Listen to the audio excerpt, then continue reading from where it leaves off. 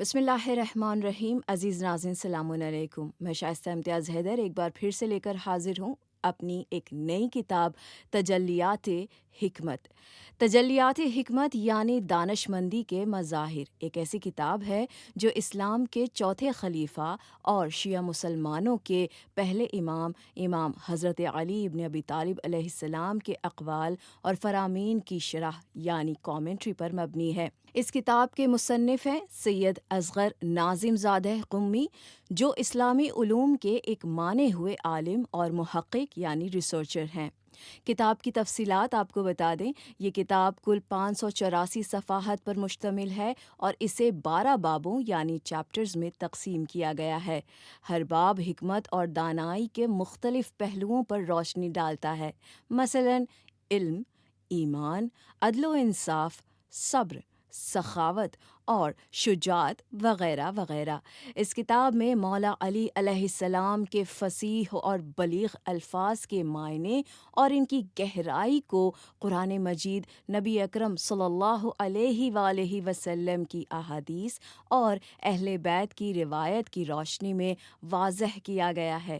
صرف یہی نہیں بلکہ ان درس و سبق کے مزید آسان بنانے کے لیے اس میں اسلامی تاریخ اور ائمہ علیہم السلام کی زندگی سے متعلق مثالیں اور دلچسپ واقعات بھی شامل کیے گئے ہیں تاکہ حکمت کے ان تصورات کو بہتر طور پر سمجھا جا سکے۔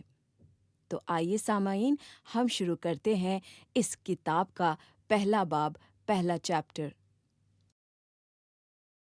امام علی علیہ السلام آخرت کے بارے میں ارشاد فرماتے ہیں: اے لوگوں، دنیا صرف ایک گزرگاہ ہے اور آخرت جائے استقرار ہے، لہٰذا تم لوگ اپنی گزرگاہ سے اپنے مستقر کا کچھ سامان کر لو اور اپنے اسرار کا پردہ اس کے سامنے نہ اٹھاؤ جو ان سے واقف ہیں۔ جو اپنی آخرت سنوار لے گا حالانکہ اس کی دنیا سنوار دے گا۔ جو آخرت چاہتا ہے اسے دنیا چاہتی ہے، یہاں تک کہ وہ اسی دنیا سے اپنا رزق مہیا کر لیتا ہے۔ مجھے اس شخص پر تعجب ہے جو اپنی دوسری خلقت سے انکار کرتا ہے جبکہ وہ اپنی پہلی خلقت کا مشاہدہ کر رہا ہوتا ہے اور دار بقا کو چھوڑ کر دار فنا کو آباد کرتا ہے۔ آپ نے معاوضہ کی خواہش کا اظہار کرنے والے ایک شخص سے فرمایا: ان لوگوں میں سے نہ ہونا جو عمل کے بغیر آخرت کے طلبگار ہوتے ہیں۔ امام حسن علیہ السلام سے وصیت میں فرمایا: جان لو بیٹا، تم آخرت کے لیے پیدا کیے گئے ہو، نہ کہ دنیا کے لیے۔ تم فنا کے لیے پیدا کیے گئے ہو، نہ کہ بقا کے لیے، اور تم موت کے لیے پیدا کیے گئے ہو، نہ کہ زندگی کے لیے۔ دنیا کی تلخی آخرت کی مٹھاس اور دنیا کی حلاوت آخرت کی تلخی ہے۔ اللہ نے دنیا کو خراب اور آخرت کو آباد کرنے والوں کے علاوہ سب سے منہ موڑ لیا ہے۔ جس نے اپنے دن کی ابتدا آخرت کی فکر میں کی، وہ بغیر دولت کے غنی، بغیر اہل کے مانوس اور بغیر خاندان کے عزت دار ہو جاتا ہے۔ دنیا دولت سے حاصل کی جاتی ہے اور آخرت اعمال سے۔ متاع آخرت دنیا میں سستی ہے، لہٰذا اس وقت اس کی زیادہ خریداری کرو۔ حقیقتاً جس پر سعادت کا عنوان صادق آتا ہے وہ آخرت کی سعادت، اور اس کی 4 قسمیں ہیں: ایک ایسی بقا جس میں فنا نہیں، ایک ایسا علم جس میں جہل نہیں، ایک ایسی قدرت جس میں عجز نہیں، اور ایک ایسی بے نیازی جس میں فقر نہیں۔ جو اپنی آخرت سنوار لیتا ہے اللہ اس کی دنیا سنوار دیتا ہے۔ آخرت خوش قسمتوں کی کامیابی ہے۔ فائدے میں وہی شخص ہے جس نے دنیا کو آخرت کے لیے فروخت کر دیا۔ مال و اولاد دینوی زندگی کی زینت ہیں اور اعمال و صالح آخرت کی کھیتی ہیں۔ حالات دنیا اتفاقات پر اور احوال آخرت تواتر پر مبنی ہیں۔ دنیا ایک بچھے ہوئے دسترخوان کی طرح ہے جہاں نیک و بد سب ہی ایک ساتھ کھاتے ہیں، مگر آخرت دار حق ہے اور وہاں ایک قادر بادشاہ کا حکم چلے گا۔ دراندیش وہ ہے جسے دنیا کی فریب کاریاں آخرت کے لیے کام کرنے سے باز نہ رکھیں۔ آخرت دار مستقر ہے، لہٰذا اس کے لیے ایسی چیزیں تیار رکھو جو تمہاری خاطر باقی رہنے والی ہوں۔ ہے کوئی جو اپنی آخرت کے لیے رحلت قریب ہونے سے پہلے کوئی سامان کر لے؟ آخرت کے مالدار ترین دنیا کے فقیر ترین افراد ہیں۔ بلا شبہ آج عمل ہے، حساب نہیں، اور کل حساب ہوگا، عمل نہیں۔ یقیناً تم آخرت کے لیے پیدا کیے گئے ہو، لہٰذا اسی کے لیے عمل کرو۔ بہترین استعداد وہ ہے جو قیامت میں کام آئے۔ آخرت کی مٹھاس دنیا کی تکلیفوں اور بدبختیوں کو ختم کر دیتی ہے۔ دار بقا صدیقین کی جگہ اور نیک و صالح لوگوں کا مقام ہے۔ ترک دنیا سے آخرت حاصل کرو، دین کو ترک کر کے دنیا حاصل نہ کرو۔ ذکر آخرت دوا اور شفا ہے۔ آخرت کو چاہنے والے اپنی مراد بھی پا لیتا ہے، اور اس کی تقدیر میں جو کچھ دنیا سے ملنا لکھا ہوتا ہے وہ بھی اسے مل جاتا ہے۔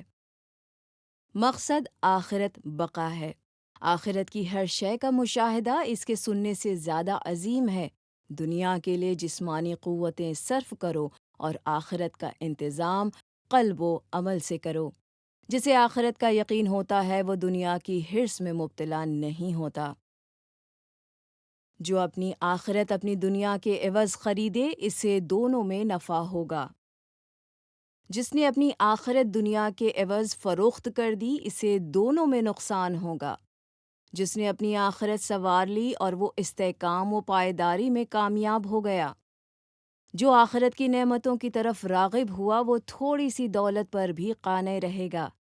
جس کی لگن آخرت ہوگی وہ خیر کے گوہر مقصود تک پہنچ جائے گا۔ جس کی دنیا میں جتنا اضافہ ہوتا ہے اس کی آخرت سے اتنا ہی کم ہو جاتا ہے۔ وہ کتنے گھاٹے میں ہے جس کی آخرت میں کوئی حصہ نہیں ہو۔ آخرت میں دل خواہ چیزیں اس کے وقت تک نہیں مل سکتیں جب تک دنیا کی پسندیدہ چیزوں کو ترک نہ کیا جائے۔ دار فنا کو پہنچنے والے کے لیے ضروری ہے کہ وہ دار بقا کے لیے کام کرے۔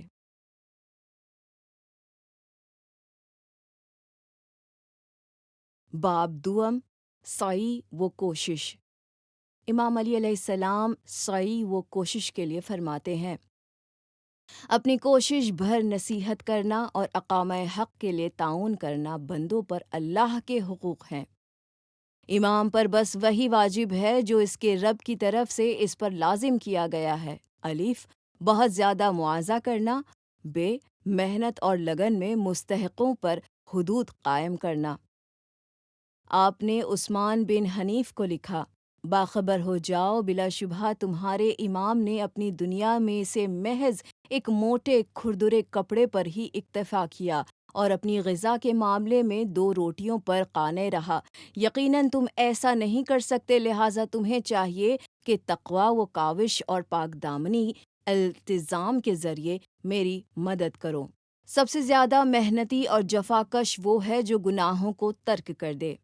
اجتہاد یعنی سعی و کوشش سب سے زیادہ نفع بخش جنس ہے۔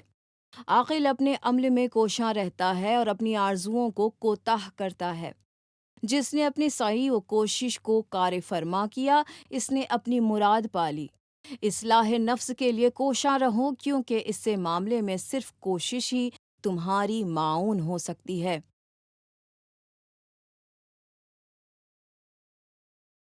تیسرا باب، اجل۔ انسان کی موت اس سے پوشیدہ ہے اور اس کی آرزوئیں برابر اسے دھوکا دیتے رہتی ہیں۔ ہر انسان کے ساتھ 2 فرشتے ہیں جو اس کی حفاظت کرتے رہتے ہیں، لہٰذا جب اس کا وقت آ جاتا ہے تو اس کے درمیان سے ہٹ جاتے ہیں۔ بلا شبہ اجل ایک مضبوط سپر ہے۔ جو آرزوؤں کے ساتھ چلے گا موت اس کی قسمت ہوگی۔ کتنا بے چارہ ہے اولاد آدم، اسباب مرض نامعلوم، عمل محفوظ، کھٹمل سے اذیت دیتا ہے، بچھو اس کی موت کا سبب بن جاتا ہے اور پسینہ اسے بدبودار کر دیتا ہے۔ بندہ اپنی موت اور عاقبت کا مشاہدہ کر لے تو یقیناً وہ اپنی آرزوؤں اور اس کے فریب کاریوں سے منتفر ہو جائے گا۔ اولیاء خدا وہ لوگ ہیں جو دنیا کے باطن کو دیکھتے ہیں جبکہ لوگ اس کے ظاہر کو دیکھ رہے ہوتے ہیں، اور اس دنیا کے آنے والے کل کا انتظام کرنے میں اس وقت مشغول رہتے ہیں جب اہل دنیا آج کے لیے کوشاں ہے۔ یقین جان لو کہ تم کبھی اپنی آرزوؤں کی تکمیل نہیں کر پاؤ گے اور نہ ہی اپنے اجل سے زیادہ جی سکو گے۔ تم اپنی اجل پر سبقت نہیں لے جا سکتے، نہ اپنی تقدیر سے زیادہ رزق حاصل کر سکتے ہو۔ عمل صالح میں تیزی دکھاؤ اور دفعتاً آنے والی اجل سے ڈرو۔ اللہ نے ہر چیز کی ایک مقدار اور ہر مقدار کے لیے ایک مہلت اور ہر مہلت کے لیے حساب و کتاب معین کر دیا ہے۔ ہر اجل کا ایک وقت ہے جس سے تجاوز ناممکن ہے۔ معاد کے لیے جلدی کرو، موت سے پہلے اعمال صالح انجام دو، کیونکہ عنقریب لوگوں کی امیدیں ٹوٹ جائیں گی اور موت انہیں آ لے گی اور باب توبہ بند ہو جائے گا۔ اجل انسان کی حفاظت کے لیے کافی ہے۔ ہر زندگی کے لیے اجل ہے۔ آدمی کی ہر سانس موت کی طرف ایک قدم ہے۔ آپ سے پوچھا گیا رزق اور موت کیسی ہے تو آپ نے ارشاد فرمایا، تمہارے لیے اللہ کے پاس رزق ہے اور اللہ کے لیے تمہارے پاس اجل ہے، لہٰذا جب وہ اپنے پاس موجود تمہاری چیز یعنی رزق دے دیتا ہے تو تمہارے پاس موجود اپنی چیز یعنی زندگی کی مہلت بھی واپس لے لیتا ہے۔ جو اپنے اجل کو پہچان لیتا ہے اس کی امید کوتاہ ہو جاتی ہے۔ صلہ رحم مال میں اضافہ اور اجل کو ٹالنے کا باعث ہوتا ہے۔ قضا سے زیادہ لوگ گناہوں کے سبب مرتے ہیں۔ اجل پچھاڑ دیتی ہے۔ اجل ایک سپر ہے۔ اجل ایک مضبوط قلعہ ہے۔ اجل امیدوں کو منقطع کر دیتی ہے۔ اجل امید کو خراب کر دیتی ہے۔ اجل امیدوں کی محصول ہے۔ باخبر ہو جاؤ تم آرزوؤں کے ایام میں ہو جن کے تعاقب میں اجل ہے، پس جس نے امیدوں کے دنوں میں اجل کے آنے سے پہلے اچھے اعمال انجام دیے تو یقیناً اس سے اس کا عمل فائدہ پہنچائے گا اور اس سے اس کی اجل کوئی نقصان نہیں پہنچائے گی، اور جس نے اپنی آرزوؤں کے دنوں میں اجل سے پہلے کوتاہی برتی اس نے علم کے میدان میں نقصان اٹھایا اور اجل اس کے لیے نقصان دہ ہوگی۔ سب سے نزدیکی چیز اجل ہے، سب سے سچی چیز اجل ہے۔ جب تم اپنی آرزوؤں کو پالو تو ذرا اجل کے یکا یک آنے کو بھی یاد کر لیا کرو۔ اجل کا آ جانا امیدوں کی آفت ہے۔ اجل کے وقت امیدوں کی ناپائیداری ظاہر ہوتی ہے۔ اجل کی یورش کے وقت آرزوئیں اور تمنائیں برباد ہو جاتی ہیں۔ ہر اجل ایک دن حاضر ہوگی۔ اگر تم اجل کے قریب و حضور کو سوچ لو تو یقیناً زندگی کی شیرینی و مسرت تمہارے لیے کڑوی ہو جائے گی۔ ساعتوں کا گزرنا اجل میں شامل ہے۔ بہترین دوا اجل ہے۔ اجل سے زیادہ مضبوط کوئی ڈھال نہیں۔ چوتھا باب، احسان۔ اپنے بھائی پر اس کی سرزنش کر کے عتاب کرو اور اس کی بدی کو اسے انعام عطا کر کے اپنے سے دفع کرو۔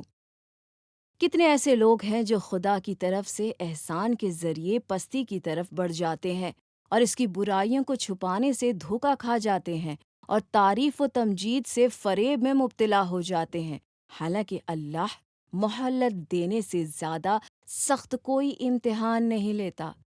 احسان کرو جیسے تم چاہتے ہو کہ تم پہ احسان کیا جائے۔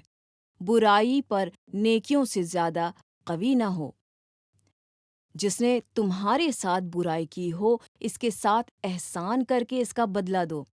احسان بد زبانوں کی زبان بند کر دیتا ہے۔ جس کے ساتھ چاہو احسان کرو، اس کے امیر ہو جاؤ گے۔ احسان فضیلت کی علامت ہے۔ ایک دن حضرت علی علیہ السلام نے فرمایا، میں نے کسی کے ساتھ احسان نہیں کیا۔ لوگوں نے تعجب سے سر اٹھا کر امام علیہ السلام کو دیکھا تو آپ نے قرآن کی یہ آیت تلاوت فرمائی، اگر تم نے احسان کیا تو خود اپنے لیے، اور اگر تم نے کوئی برائی انجام دی تو بھی اپنے لیے ہی۔ لوگ اپنے اچھے کاموں کے فرزند ہیں۔ تمہیں کسی کے ساتھ بھی احسان کرنے کا اختیار حاصل ہے، مگر اس کے بعد تم احسان میں دوام کے پابند ہو، کیونکہ اگر تم نے احسان کا سلسلہ ختم کر دیا تو گویا تم نے اسے احسان کو بیکار کر دیا اور اگر اسے بیکار ہی کرنا تھا تو پھر انجام ہی دینا کیوں تھا؟ اچھے کی برائی یہ ہے کہ وہ تمہیں اپنے سے دور دے، اور برے کی احسان یہ ہے کہ وہ تمہیں اذیت نہ پہنچائے۔ احسان لوگوں کے بے دام یعنی غلام بنا لیتا ہے۔ مسلمان جب تک خاموش رہتا ہے نیک لوگوں میں شمار ہوتا ہے، مگر جب بول پڑتا ہے تو کلام کے لحاظ سے اچھا یا برا ہو جاتا ہے۔ برے سے نیکی دشمن کو صالح جو بنا دیتی ہے۔ برے کے ساتھ اچھائی بہترین فضیلت ہے۔ احسان خزانہ ہے، اور کریم وہ شخص ہے جس نے اس خزانے کو پا لیا۔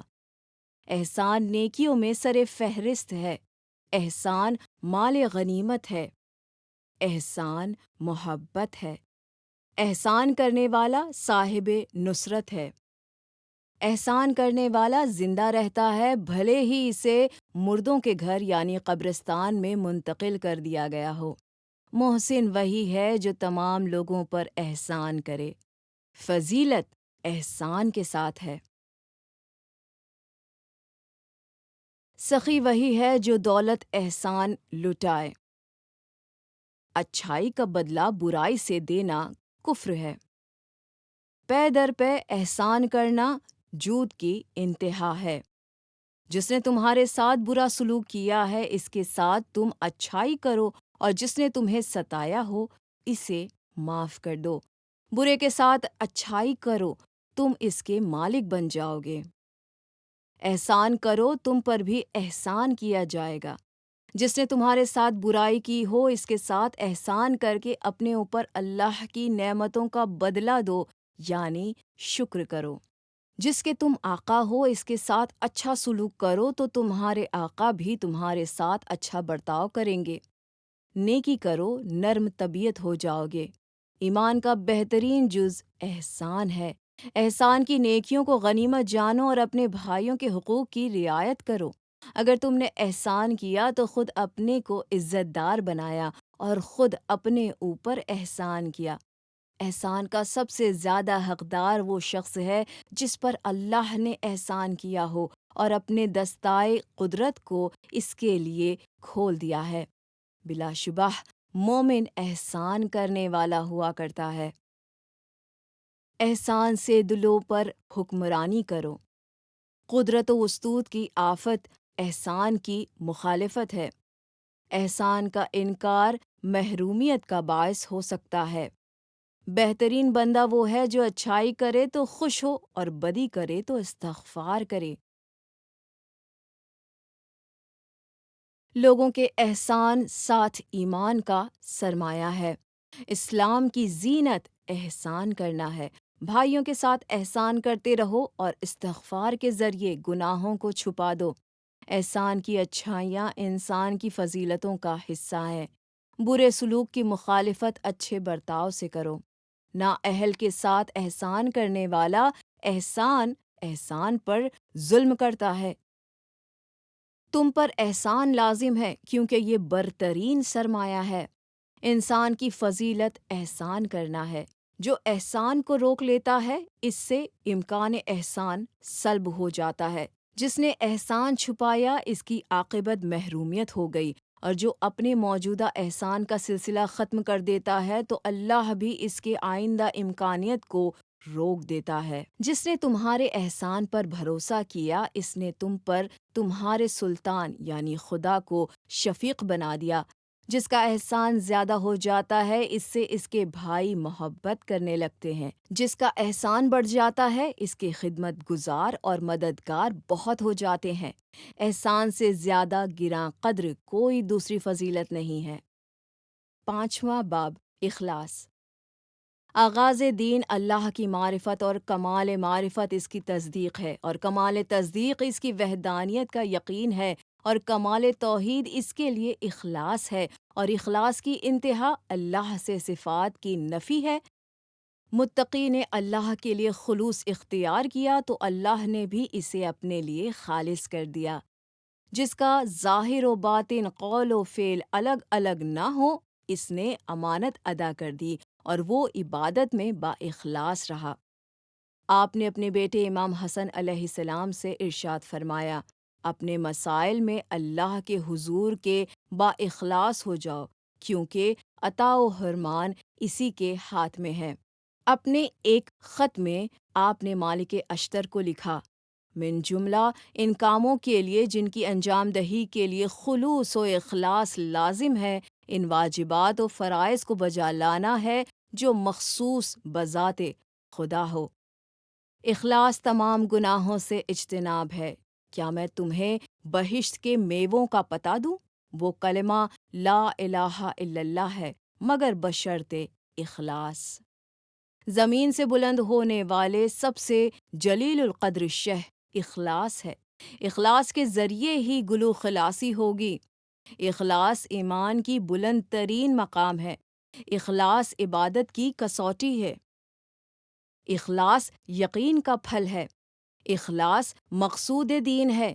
اخلاص مقربین خدا کی عبادت ہے۔ اخلاص بندگی کا پھل ہے۔ اخلاص بہترین عمل ہے۔ اخلاص عمل کامیابی کی نشانیوں میں سے ہے۔ اخلاص میں عمل یقین کی قوت اور نیت کی درستگی سے پیدا ہوتا ہے۔ بہترین عمل وہی ہے جس میں اخلاص پایا جاتا ہو۔ ایمان کی بہترین اجزاء اخلاص و احسان ہے، اور بہترین خوبی تجاوز یعنی سرکشی سے احتراز ہے۔ اگر اخلاص اختیار کرو گے تو کامیاب ہوگے۔ عمل کی مصیبت میں اخلاص کو ترک کر دینا۔ بندے کا اللہ سے تقرب اخلاص نیت کے ذریعے ہوتا ہے۔ علم کا ثمرہ عمل میں اخلاص ہے۔ دلوں کی زینت ایمان میں اخلاص ہے۔ اہل جنت کے سردار مخلص لوگ ہیں۔ فضیلت علم میں اخلاص برتر ہے۔ جس نے خلوص سے عبادت کی وہ کامیابی سے ہمکنار ہو گیا۔ جو شخص اللہ کے پاس موجود اشیاء نعمتوں سے رغبت رکھتا ہوگا وہ اپنے عمل میں اخلاص برتے گا۔ جس نے اپنی نیت میں خلوص پیدا کر لیا وہ گندگیوں سے منزہ ہو گیا۔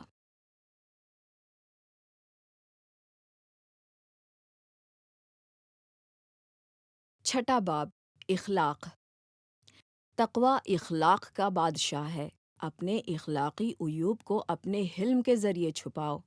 خوشی اخلاقی بہترین حسب ہے۔ حسن اخلاقی سے بہتر کوئی ساتھی نہیں۔ لوگوں سے ان کے آداب و اخلاق میں قربت ان کی عداوتوں میں امن و امان کا ذریعہ ہے۔ بہترین اخلاق حق کے معاملے میں صبر کرنا ہے۔ جس کا اخلاق تنگ اور برا ہو جاتا ہے اس سے اس کے گھر والے بھی اکتا جاتے ہیں۔ جو اپنی غلطی سے راضی ہوگا وہ دوسروں کی غلطیوں سے بھی راضی ہوگا۔ جس کا ظاہر اچھا ہوتا ہے ہم اس کے باطن کی خوبی کے لیے زیادہ امیدوار ہوتے ہیں۔ اخلاق کی وسعتوں میں رزق کے خزانے ہیں۔ اپنے لیے بہترین صفتیں چن لو کیونکہ نیکی ایک عادت ہے۔ حسن خلق سب سے اچھا ساتھی ہے۔ دھوکہ دھڑی سے کام نہ لیا کرو کیونکہ یہ ایک مذموم عادت ہے۔ حسن خلق سے بہتر کوئی قرابت نہیں۔ اگر کسی آدمی میں کوئی اچھی صفت ہو تو اس جیسی دوسری اچھی صفتوں کے منتظر رہو۔ اخلاق کی خرابی احمقوں کے معاشرات میں اور اخلاق کی اصلاح دانشوروں کی معاشرات میں ہے۔ اچھے اخلاق والا نمازی اور روزہ دار کے برابر ہے۔ بہت سے باعزت اشخاص ہیں جنہیں ان کی بد اخلاقی نے رسوا کر دیا، اور بہت سے ایسے رسوا افراد ہیں جنہیں ان کی خواہش اخلاقی نے عزت دار بنا دیا۔ اللہ تعالیٰ نے اپنے اور اپنے بندوں کے درمیان اخلاقی خوبیوں کو وسیلہ بنا دیا ہے، لہٰذا تمہارے لیے کسی ایسی خوبی سے آراستہ ہو جانا کافی ہے جو اللہ کی طرف سے ملی ہو۔ جس کا اخلاق اچھا ہوگا اس کے راہیں آسان ہو جائیں گی۔ لوگوں سے جیسا برتاؤ چاہو کرو کیونکہ وہ بھی تمہارے ساتھ ویسا ہی برتاؤ کریں گے۔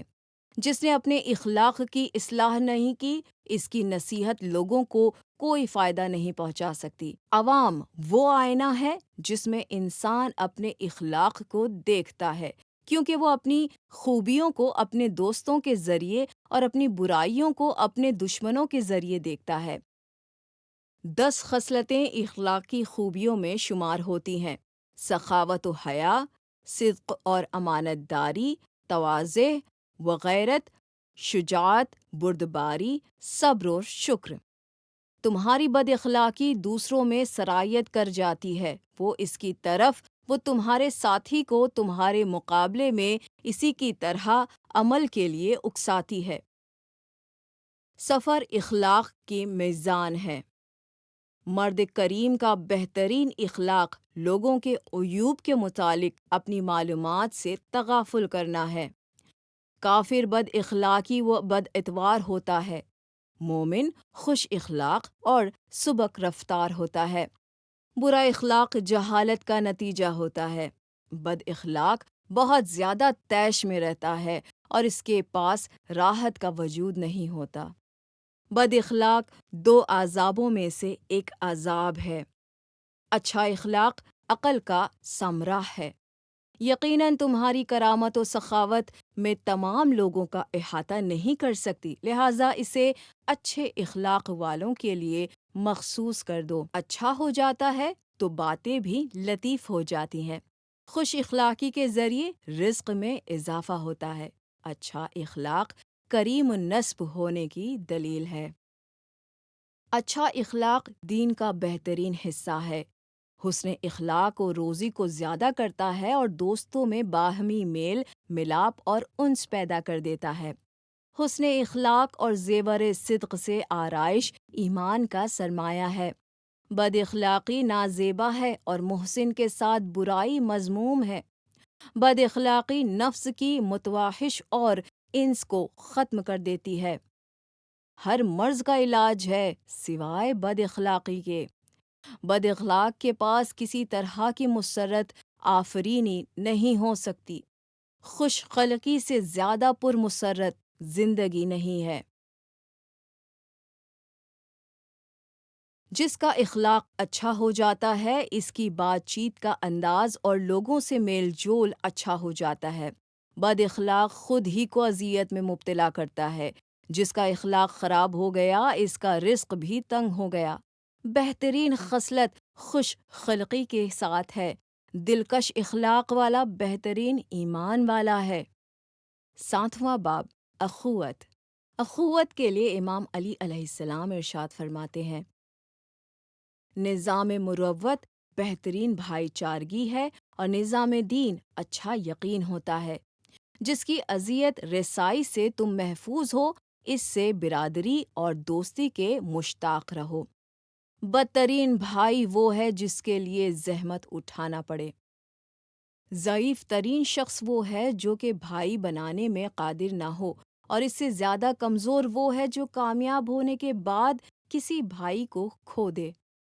تمہارا سب سے اچھا بھائی وہ ہے جو تمہارے ساتھ تعاون کرے۔ جس کی زبان شیریں ہوگی، اس کے دوست بھی بہت زیادہ ہو جائیں گے۔ پرانے دوستوں کی حفاظت انسان کی کرامت میں سے ہے۔ بدترین بھائی وہ ہے جو اپنے بھائی سے کچھ مانگنے میں شرم تکلف کرے۔ زیادہ احباب سے بچو، کیونکہ تمہیں تمہارے شناسائی ہی تکلیف پہنچائیں گے۔ بھائیوں یعنی دوستوں کی دو قسمیں ہوتی ہیں: بھروسہ مند دوست اور ہنسی مذاق اڑانے والے دوست۔ جہاں تک بھروسے مند اور قابل اطمینان دوستوں کی بات ہے تو یہ لوگ ہتھیلی، بازو، خاندان اور دولت کی طرح ہوتے ہیں۔ لہٰذا اگر تم اپنے کسی بھائی یعنی دوست پر بھروسہ کرتے رہتے ہو تو اس پر اپنی دولت، طاقت سب نچھاور کر دو۔ اس کے احباب سے دوستی اور اس کے دشمنوں سے دشمنی رکھو۔ اس کے اسرار کی حفاظت کرو، اس کی مدد کرو، اس کی اچھی باتوں کو بیان کرو، اور اسے پوچھنے والے تو یہ جان لیں کہ یقیناً یہ لوگ آب حیات سے زیادہ اہمیت کے حامل ہیں۔ اور ہنسی مذاق والے احباب سے تم لطف اندوز ہوتے ہو، لہٰذا وہ لوگ تمہارے ساتھ جس طرح سے پیش آتے ہیں تم بھی ان سے اسی طرح حشاش بشاش چہرے اور میٹھے بول کے ساتھ ملو۔ جو اپنے دوستوں کا ہر بات میں محاسبہ کرتا ہے، اس کے دوست کم ہو جاتے ہیں۔ اللہ کے لیے جانے والے دوستی ہمیشہ باہمی محبت پر استوار رہتی ہے، کیونکہ ایسی دوستی کا سبب یعنی خدا دائم ہے۔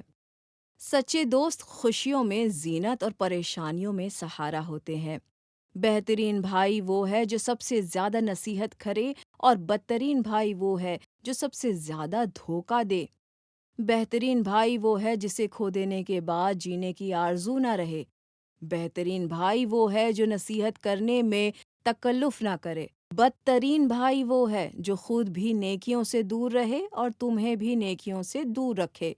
تمہارا بدترین بھائی وہ ہے جو غلط بات پر تمہیں راضی کرے۔ بڑے بڑے دیگوں یعنی نعمتوں کے وقت کتنے زیادہ بھائی بن جاتے ہیں اور حوادث روزگار کے وقت کتنے کم۔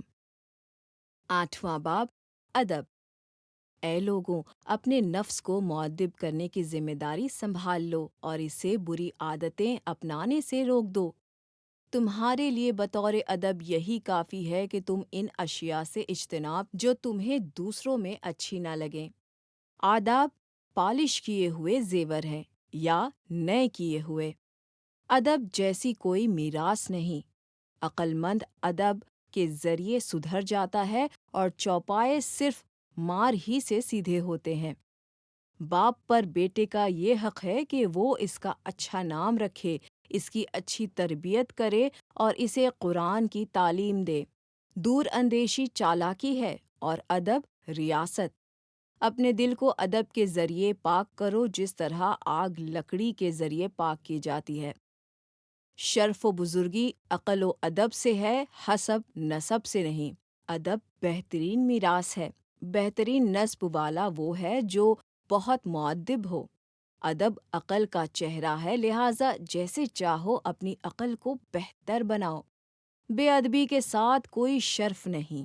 عقلیں عطایات ہیں اور ادب کمائی۔ ادب حسب نسب سے بے نیازی کر دیتا ہے۔ ادب سے زیادہ مفید کوئی حسب نہیں۔ بہترین ادب اپنے حسب نسب کا نمائندہ ہوتی ہے۔ بے وقوف کے سامنے ادب دکھانا ایسا ہی ہے جیسے اندرائن یعنی ایک بہت ہی کڑوا پھل کی جڑوں میں میٹھا پانی ڈالا جائے، جتنا ہی وہ سیراب ہوگا اتنا ہی کڑوا ہوتا جائے گا۔ اپنی اولاد کو اپنے آداب و طریقے اپنانے پر مجبور نہ کرو، کیونکہ وہ تمہارے زمانے کے لیے نہیں بلکہ دوسرے زمانے کے لیے پیدا کیے گئے ہیں۔ ادب تمہارے لیے لازم ہے کیونکہ اگر تم حاکم ہوئے تو اس کے سبب تمہاری شخصیت لوگوں کے سامنے ابھر آ جائے گی، اور اگر متوسط طبقے کے ہوئے تو تمہاری حالت مستحکم ہو جائے گی، اور اگر تمہاری معاشیات تنگ ہوئی تو تم اپنے ادب کے ذریعے زندہ رہو گے۔ ادب مرد کا کمال ہے۔ ادب کی حیثیت ایک پیڑ کی سی ہے جس کی جڑ عقل ہے۔ عقل کا برترین جز ادب ہے۔ سب سے اچھا شرف ادب ہے۔ ذو العقول کو آداب کی اتنی ہی ضرورت ہے جتنا کھیتی کو بارش کی۔ بلا شبہ لوگوں کو اچھے ادب کی سونے چاندی سے زیادہ ضرورت ہے۔ بہترین ادب یہ ہے کہ انسان اپنی حد میں رہے اور اپنے مقدر سے تجاوز نہ کرے۔ ادب سے ذہانت جلا پاتی ہے۔ بدترین نسب بے ادبی ہے۔ خوش اخلاقی ادب کا پھل ہے۔ ادب نسب کی خرابیوں کو چھپا دیتا ہے۔ ادب کا خواہاں حالت دنیا سے زیادہ دور اندیش ہوتا ہے۔ ہر شے عقل کی محتاج ہے اور عقل ادب کی۔ جس کا ادب کم ہو گیا اس کی برائیاں بڑھ جاتی ہیں۔ جس کو حسب پست کر دیتا ہے اس کو ادب بلند کر دیتا ہے۔ جسے بے ادبی نے پست کر دیا اسے اعلیٰ نسبی بھی بلند نہیں کر سکتی۔ جس نے ادب کے بغیر خدمت سلطان چاہی اس نے خود کو سلامتی سے ہلاکت کی طرف ڈھکیل دیا۔ جو اللہ کے ادب کے لائق نہ ہو وہ اپنی تادیب پر قادر نہیں ہو سکتا۔ عقل کی بہترین ہم نشین ادب ہے۔ بہترین نسب حسن ادب ہے۔ بد زبان کے پاس کوئی ادب نہیں ہوتا۔ بے ادب کے پاس عقل نہیں ہوتی۔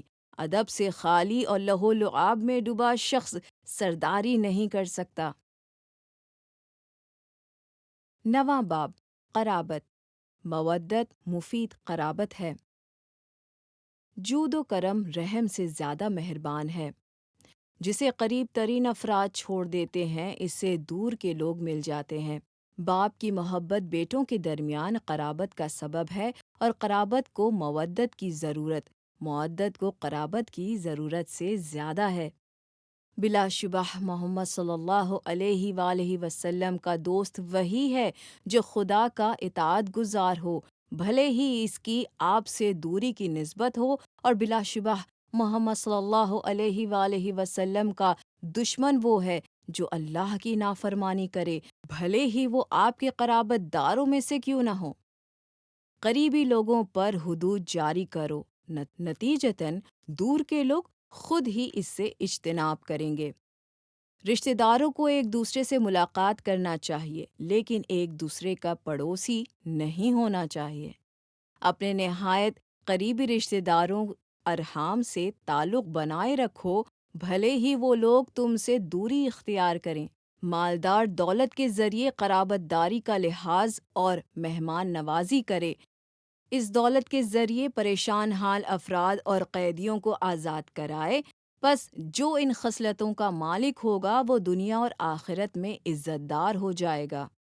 قریب وہ ہے جس سے محبت اور الفت کے قریب کیا ہو، بھلے ہی اس کے نسبت دوری کی ہو، اور بعید وہ ہے جسے عداوت نے دور کر دیا ہو، بھلے ہی وہ رشتہ داری کے لحاظ سے قریب ہو۔ چنانچہ ہاتھ سے زیادہ جسم کے کون قریب ہوگا؟ مگر جب خراب ہو جاتا ہے تو اسے بھی کاٹ دیا جاتا ہے، جس کے بعد پھر اس کا جسم میں شمار نہیں ہوتا۔ مودت قرابت کی دو قسموں میں سے ایک قسم ہے۔ رشتہ داروں کی دشمنی بچھوؤں کے ڈنک مارنے سے زیادہ اذیت ناک ہوتی ہے۔ بہت سے قریبی دور والوں سے بھی زیادہ دور ہو جاتے ہیں، اور بہت سے دور افراد تمام اقربا سے زیادہ قریب ہو جاتے ہیں۔ اپنے رشتہ داروں سے تعلقات برقرار رکھو، بھلے ہی ایک سلام کے ذریعے۔ قریبی رشتہ داروں کا احترام کرو، ان میں سے حلیم افراد کی توقیر کرو، اور ان میں سے کم عقلوں کے سامنے حلم اور بردباری کا مظاہرہ کرو۔ اپنے رشتہ داروں میں بدحال اشخاص کے لیے آسانیاں فراہم کرو، کیونکہ یہی وہ لوگ پریشانی و خوشحالی میں تمہارے بہترین مددگار ہوں گے۔ آدمی کا اپنے قریبی رشتہ داروں یعنی ارحام سے نیکی کرنا جان و مال کا صدقہ ہے۔ باب 10 خود سری۔ امام علی علیہ السلام ارشاد فرماتے ہیں، جس نے صرف اپنی رائے پر بھروسہ کیا وہ ہلاک ہو گیا، جس نے لوگوں سے مشورہ لیا اور ان کی عقلوں میں شریک ہو گیا۔ بہترین تعاون مشاورات اور بدترین استطاعت خود سری ہے۔ جسے اپنی ہی رائے پسند ہو وہ دشمنوں کے ہاتھوں مغلوب ہو جائے گا۔ جس نے صرف اپنی ہی رائے پر اکتفا کیا، اس نے اپنے آپ کو معرض خطر میں ڈال دیا۔ جس نے محض اپنی رائے پر بھروسہ کیا، اس کے پاؤں دشمنوں کے مقابلے میں اکھڑ جائیں گے۔ جو صرف اپنی رائے پر بھروسہ کرتا ہے وہ غلط راستوں پر چل پڑتا ہے۔ عاقل پر لازم ہے کہ ہمیشہ مشورہ لیتا رہے، تاکہ محض اپنی بات پر اڑے رہنے کی عادت سے باز رہے۔ صرف اپنی بات پر بھروسہ کرنے والا غلطی و خطا میں مبتلا ہو جاتا ہے۔ 11واں باب استغفار۔ مجھے مایوس ہونے والوں پر تعجب ہوتا ہے، جبکہ ان کے پاس استغفار کی قوت موجود ہے۔ جسے توفیق استغفار ہو گئی وہ مغفرت سے محروم نہیں ہو سکتا۔ خود کو استغفار سے معطر کر لو، تمہیں گناہوں کی بدبو رسوا نہیں کرے گی۔ امیر المومنین علیہ السلام فرماتے ہیں، مجھے تعجب ہے اس شخص پر جو نجات کے ہوتے ہوئے بھی ہلاک ہو جاتا ہے۔ آپ سے پوچھا گیا کہ نجات کیا ہے تو آپ نے فرمایا توبہ اور استغفار۔ تم اللہ کی جس سے حمد کرتے ہو وہ شے اللہ سے ہے، مگر جس چیز کے ذریعے استغفار کرتے ہو وہ تم سے ہے۔ 3 چیزیں بندے کو رضائے خدا تک پہنچا دیتی ہے: کثرت سے استغفار، توزیع کرنا اور کثرت سے صدقہ دینا۔ استغفار گناہوں کا علاج ہے۔ اہل زمین کے لیے 2 چیزیں عذاب الہی سے امن و امان کا اسباب قرار دی گئی ہیں: ان میں سے ایک اٹھا لی گئی ہے، لہٰذا دوسری شہ کا خیال رکھو اور اسے مضبوطی سے تھامے رہو۔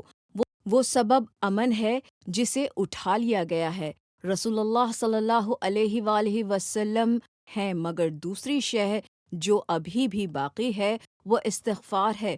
اللہ تعالیٰ نے ارشاد فرمایا، اللہ انہیں ہرگز معذب نہیں کرے گا، در حالانکہ تم ان کے درمیان ہو، اور اللہ ان پر عذاب نہیں نازل کرتا جب تک وہ استغفار میں مشغول ہوں۔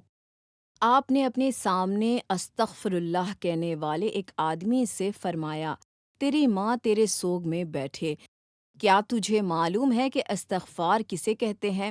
استغفار اعلیٰ مرتبت لوگوں کا مقام ہے جو 6 معنوں میں استعمال ہوتا ہے: گزشتہ پر ندامت، دوبارہ نہ کرنے کا عزم، مخلوق خدا کے حقوق کی ادائیگی تاکہ روز قیامت اللہ کے سامنے بغیر کسی بوجھ کے جائے، اپنے اوپر لازم ان تمام فرائض کی انجام دہی جنہیں اس نے ضائع کر دیا تھا۔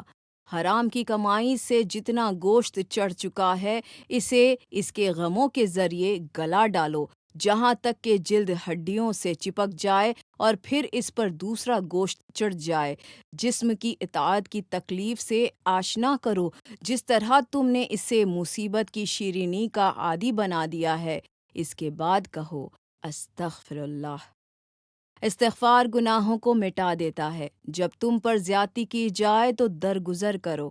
چالاک وہی ہے جس نے گناہوں کے بعد استغفار کیا اور برائی کے بعد شرمندہ ہوا۔ یقیناً بندہ گناہ و نعمت کے درمیان پھنسا ہوتا ہے، جز و استغفار و شکر اس کا علاج ممکن ہے۔ بہترین توسل استغفار ہے۔ حسن استغفار گناہوں کو مٹا دیتا ہے۔ اگر لوگ گناہ کے وقت توبہ و استغفار کر لیں تو نہ کبھی ہلاک ہوں اور نہ ہی عذاب میں مبتلا ہوں۔ 12واں باب، پائیداری۔ جنگ صفین کے بعد لوگ جمع تھے اور آپ انہیں جہاد کی ترغیب دے رہے تھے، مگر وہ لوگ بے دلی سے خاموش بیٹھے رہے، تو آپ نے فرمایا، میں تمہیں ایک ایسے واضح راستے پر لے آیا ہوں جس پر صرف یقیناً ہلاک ہونے والا ہی ہلاک ہوگا، اور جس نے استقامت اختیار کی وہ جنت کی طرف چلا جائے گا، اور جس کے قدم ڈگمگا گئے وہ دوزخ کی طرف بڑھ جائے گا۔ سلامتی استقامت کے ساتھ ہے۔ جو خود کے لیے سیدھا اور پائیدار نہ ہو وہ اپنے ساتھ ناپائیداری برتنے والے کی ملامت نہ کرے۔ استقامت عقل کا ثمرہ ہے۔ بہترین کامیابی استحکام دین ہے۔ تمہارے لیے راہ استقامت ضروری ہے کیونکہ یہ تمہارے لیے کرامت مہیا کرتی ہے اور تمہیں ملامت سے بچائے رکھتی ہے۔ اس کا دل کیسے پائیدار ہو سکتا ہے جس کے دین میں استحکام نہ ہو؟ استقامت سے زیادہ محفوظ کوئی مسلک نہیں۔ جسے سلامتی درکار ہوتی ہے وہ اپنے لیے استقامت کو لازم قرار دے دیتا ہے۔ استقامت سے بہتر کوئی راستہ نہیں۔ باب 13واں، اسراف۔ آگاہ ہو جاؤ کہ بغیر حق کے مال لٹانا اسراف و فضول خرچی ہے۔ یہ صفات دنیا میں تو اس آدمی کو سر بلند کر دیتی ہے مگر آخرت میں یہی اس کی پستی کا باعث بن جاتی ہے۔ میانہ رو ہو کر اسراف کو ترک کر دو۔ آج کل آنے والے دن کو یاد کرو اور اپنے مال میں سے ضرورت بھر لے کر بقیہ اپنے ضرورت کے دن یعنی قیامت کے لیے آگے بھیج دو۔ فضول خرچ کی 3 نشانیاں ہیں۔ ایسی چیزیں کھائے گا جو اس کے لیے نہیں ہے، ایسی چیزیں پہنے گا جو اس کے لائق نہیں ہے، اور ایسی چیز خریدے گا جو اس کے لیے نہ ہو۔ میانہ روی تھوڑے سرمائے کو بڑھا دیتی ہے اور اسراف زیادہ کو ختم کر دیتا ہے۔ دراندیش وہ ہے جو اسراف و فضول خرچی سے اجتناب کرے۔ اسراف ہر چیز میں برا ہے سوائے نیکیوں کے۔ عقل مندی یہ ہے کہ میانہ روی اختیار کرو، اسراف نہ کرو، وعدہ کرنے کے بعد اسے نبھاؤ اور غصے کے وقت بردباری سے کام لو۔ تنگ دستی کے ساتھ حسن تقدیر تونگری کے ساتھ اسراف سے بہتر ہے۔ اپنے آپ کو پرہیزگاری سے آراستہ کرو، اسراف اور فضول خرچی سے اجتناب کرو۔ اسراف سخاوت پر داغ ہے۔ اسراف چھوڑ دو کیونکہ فضول خرچی کی سخاوت کبھی اچھی نہیں مانی جاتی۔ خلاش ہونے کے بعد اس کی غریبی پر کوئی رحم نہیں کرتا۔ کم کھانا قناعت پسندی ہے اور پرخوری اسراف ہے۔ خوش بخت وہ ہے جس نے خود کو خلعت قناعت سے آراستہ کیا اور اسراف سے اجتناب کیا۔ تمہارے لیے اسراف و فضول خرچی چھوڑنا اور عدل و انصاف سے اپنے آپ کو مزین کرنا۔ ہر چیز میں اسراف مذموم ہے جز اطاعت خدا اور نیکیوں میں زیادہ روی کے۔ اسراف میں کوئی فضیلت نہیں۔ سب سے بڑا شرف فضول خرچی و اسراف سے پرہیز ہے۔ مروت و مردانگی میں سے ہے کہ تم میانہ روی اختیار کرو، اسراف نہ کرو اور وعدہ کرنے کے بعد وعدہ خلافی نہ کرو۔ اپنی خواہشات اور غصے میں تند روی اختیار نہ کرو، ورنہ یہ دونوں تمہیں ذلیل کر دیں گے۔ سائل کو کبھی نہ بھگاؤ بھلے ہی وہ اسراف کا مرتکب ہی ہوا ہو۔ جسے میانہ روی بہتر نہ بنا سکے اسے اسراف ہلاک کر دے گا۔ جس نے تکبر اور اسراف کا لبادہ اوڑھ لیا اس نے خلعت فضل و شرف کو اتار پھینکا۔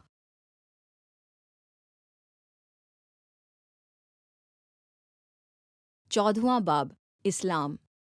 میں اسلام کی ایسی تفسیر کروں گا جیسے مجھ سے پہلے آج تک کسی نے نہ کی ہو۔ اسلام تسلیم کا نام ہے اور تسلیم یقین ہے، اور یقین تصدیق ہے، اور تصدیق اقرار ہے، اور اقرار ادائیگی ہے، اور ادائیگی عمل ہے۔ لوگوں پر ایسا دور گزرنے والا ہے کہ جب بنام قرآن فقط اس کا رسم الخط باقی رہے گا اور بنام اسلام فقط اس کا نام۔ بلا شبہ یہ اسلام اللہ کا دین ہے جسے اس نے خود اپنے لیے چنا اور اپنے سامنے اسے تشکیل دیا ہے۔ اسلام سے بلند ترین کوئی شرف نہیں۔ اسلام یہ ہے کہ تمہارا دل سالم ہو جائے اور تمہاری زبان اور ہاتھ سے دوسرے مسلمان محفوظ رہیں۔ لوگوں کے لیے وہی پسند کرو جو اپنے لیے پسند کرتے ہو، تو سچے مسلمان ہو جاؤ گے۔ سب سے زیادہ ذمہ دار سب سے بہتر اسلام والا ہوتا ہے۔ بہترین مسلمان وہ ہے جس کی لگن اور تیاری آخرت کے لیے ہو اور جس کی امید و خوف دونوں مساوی رہیں۔ اللہ نے تمہارے لیے دین اسلام بنایا اور اس کے احکام آسان کر دیے اور اس کے خلاف لڑنے والوں پر اس کا ارکان کو استحکام عطا کیا۔ اسلام کا ہدف و مقصد خدا کے سامنے سر تسلیم خم کرنا ہے۔ اسلام کا ظاہر درخشاں ہے اور باطن دلکش و دل نواز ہے۔ جو احترام اسلام کے لیے تم سے مل گیا وہ موثق ترین ذرائع سے جڑ گیا۔ اسلام سے زیادہ گناہوں سے روکنے والی اور کوئی شے نہیں۔ 15واں باب عبرت۔ عبرت حاصل کرنا ایک ڈرانے والا ناصح ہے۔ عبرتیں کتنی زیادہ ہیں مگر اس پر غور کرنے والے کتنے کم ہیں۔ مومن دنیا کو عبرت کی نگاہ سے دیکھتا ہے اور دنیا سے صرف ضرورت بھر غذا حاصل کرتا ہے اور متفر و غضبناک ہو کر سنتا ہے۔ آپ نے معاویہ کو لکھا، جو کچھ گزر چکا ہے اگر تم نے اس سے عبرت حاصل کی ہو تو بقیہ کو محفوظ کر لیتے۔ اس نے سامنے موجود مثالوں کے ذریعے عبرت حاصل کر لی۔ تقویٰ اسے شبہات اور بے یقینی میں گرنے سے روک رکھے گا۔ عبرت حاصل کرنا ہدایت کے لیے مفید ہے۔ جس نے غور کیا اس نے عبرت حاصل کی۔ ہر وہ نگاہ جو عبرت حاصل نہ کر سکے بیکار ہے۔ عبرت حاصل کرنے سے انسان آزمائش سے مستثنیٰ ہو جاتا ہے۔ عبرت حاصل کرنے کا پھل عصمت و پاک دامنی ہے۔ عبرت حاصل کرنا بہترین دانش مندی ہے اور سب سے افضل دور اندیشی، پشت پناہ کا انتظام اور سب سے بڑی حماقت فریب خوری ہے۔ عبرت حاصل کرنے والے اور عقل مندوں کے لیے ہر چیز میں معاوضہ اور نصیحت ہے۔ اللہ تعالیٰ جب کسی بندے کو پسند کرتا ہے تو اس کی نصیحت عبرتوں کے ذریعے کرتا ہے۔ بصیرت سے عبرت حاصل کی جاتی ہے۔ زمانے کے نشیب و فراز میں عبرتیں ہیں۔ عبرت کے حصول کے لیے مثالیں لائی جاتی ہیں۔ جو زیادہ عبرت حاصل کرے گا اس کی ہلاکت کے امکانات تب کم ہو جائیں گے۔ جو عبرت حاصل کر کے سدھر جاتا ہے وہ برائیوں سے بچا رہتا ہے۔ 16واں باب اعتذار۔ عذر خواہی سے بے نیاز ہونا اسے قبول کرنے سے زیادہ عزیز ہے۔ جو تم سے معذرت کرے اس کا عذر قبول کرو۔ ایسے گناہ کے لیے عذر تلاش نہ کرو جسے چھوڑنے پر تم قادر ہو۔ اعتذار کی بہترین صورت یہ ہے کہ تم اپنے آپ کو ایسے مقام پر پہنچا دو جہاں گناہوں سے سالم رہو۔ معذرت کی تکرار گناہوں کی یاد دہانی ہے۔ اپنے بھائی کا عذر قبول کرو، اور اگر اس کے پاس کوئی عذر نہ ہو تو تم خود ہی کوئی عذر تلاش کر لو۔ غصے کی وقتی عزت معذرت کی ذلت کے برابر نہیں ہے۔ بغیر گناہ کے معافی مانگنے والا خود اپنے لیے غلطی مہیا کرتا ہے۔ اعتذار کی جگہوں سے بچے رہو، کیونکہ بہت سے ایسے لوگ ہیں جن پر عذر ہی کے ذریعے گناہ لاد دیا جاتا ہے، بھلے ہی وہ اس گناہ سے دور ہوتے ہوں۔ گنہگار کا شفیع اس کا اقرار ہے، اور اس کی توبہ اس کے عذر خواہی ہے۔ بہت زیادہ عذر خواہی سے بچو، کیونکہ جھوٹ بہت زیادہ معذرتوں میں مخلوط ہوتا ہے۔ دو چیزیں جھوٹ سے خالی نہیں ہو سکتیں: بہت زیادہ وعدے اور شدید معذرت۔ ذلیل ترین شخص وہ ہے جو لعین کے حضور میں معافی کا خواستگار ہو۔ جب توانائی کم ہو گئی تو معذرت کے ذریعے ہیلا و بہانہ جوئی بڑھ جائے گی۔ بدترین شخص وہ ہے جو عذر قبول نہ کرے۔ مجرم کی شفاعت فروتنی کے ساتھ عذر خواہی ہے۔ اس شخص سے معافی نہ مانگو جو تمہارے لیے کسی عذر کے نہ ہونے کو پسند کرتا ہو۔ معذرت خواہی کے باوجود سزا دینا کتنا برا عمل ہے۔ معافی مانگنے والے نے گویا کوئی گناہ ہی نہ کیا۔ بہت زیادہ معافی مانگنا گناہوں کو بڑھا دیتا ہے۔ جس نے معافی مانگنے والے کو سزا دی، اس کی برائیاں زیادہ ہو گئیں۔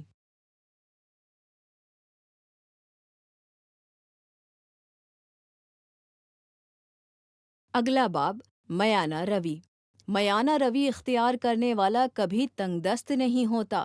سخی ہو جاؤ مگر فضول خرچی سے بچے رہو۔ ہاتھ سنبھال کر خرچ کرو مگر کنجوس اور سخت گیر نہ ہو جاؤ۔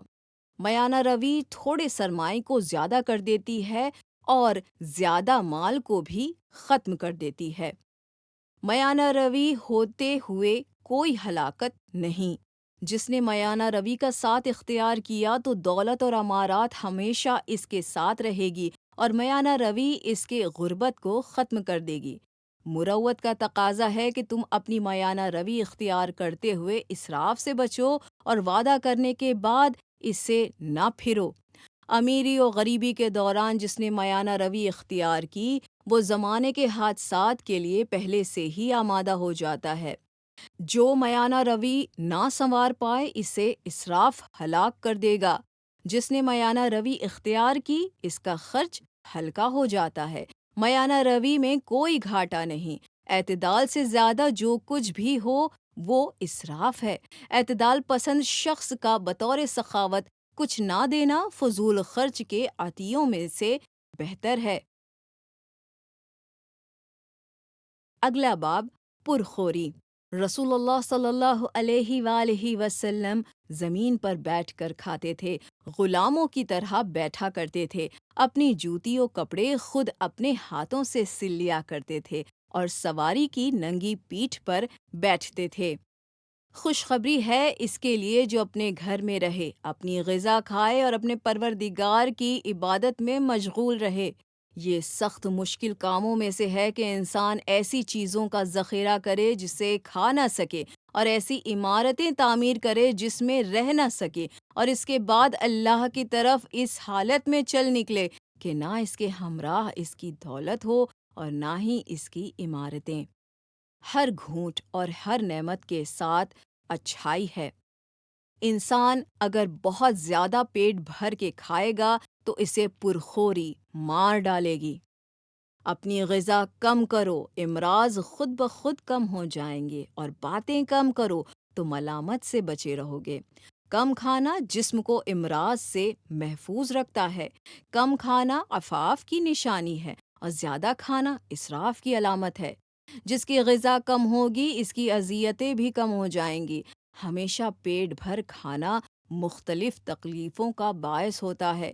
شہد کی مکھی کی طرح ہو جاؤ، جو اگر کھاتی ہے تو پاکیزہ شے ہے، اور جو کچھ خارج کرتی ہے تو وہ بھی پاکیزہ ہے، اور اگر کسی لکڑی پر بیٹھ جائے تو توڑتی بھی نہیں۔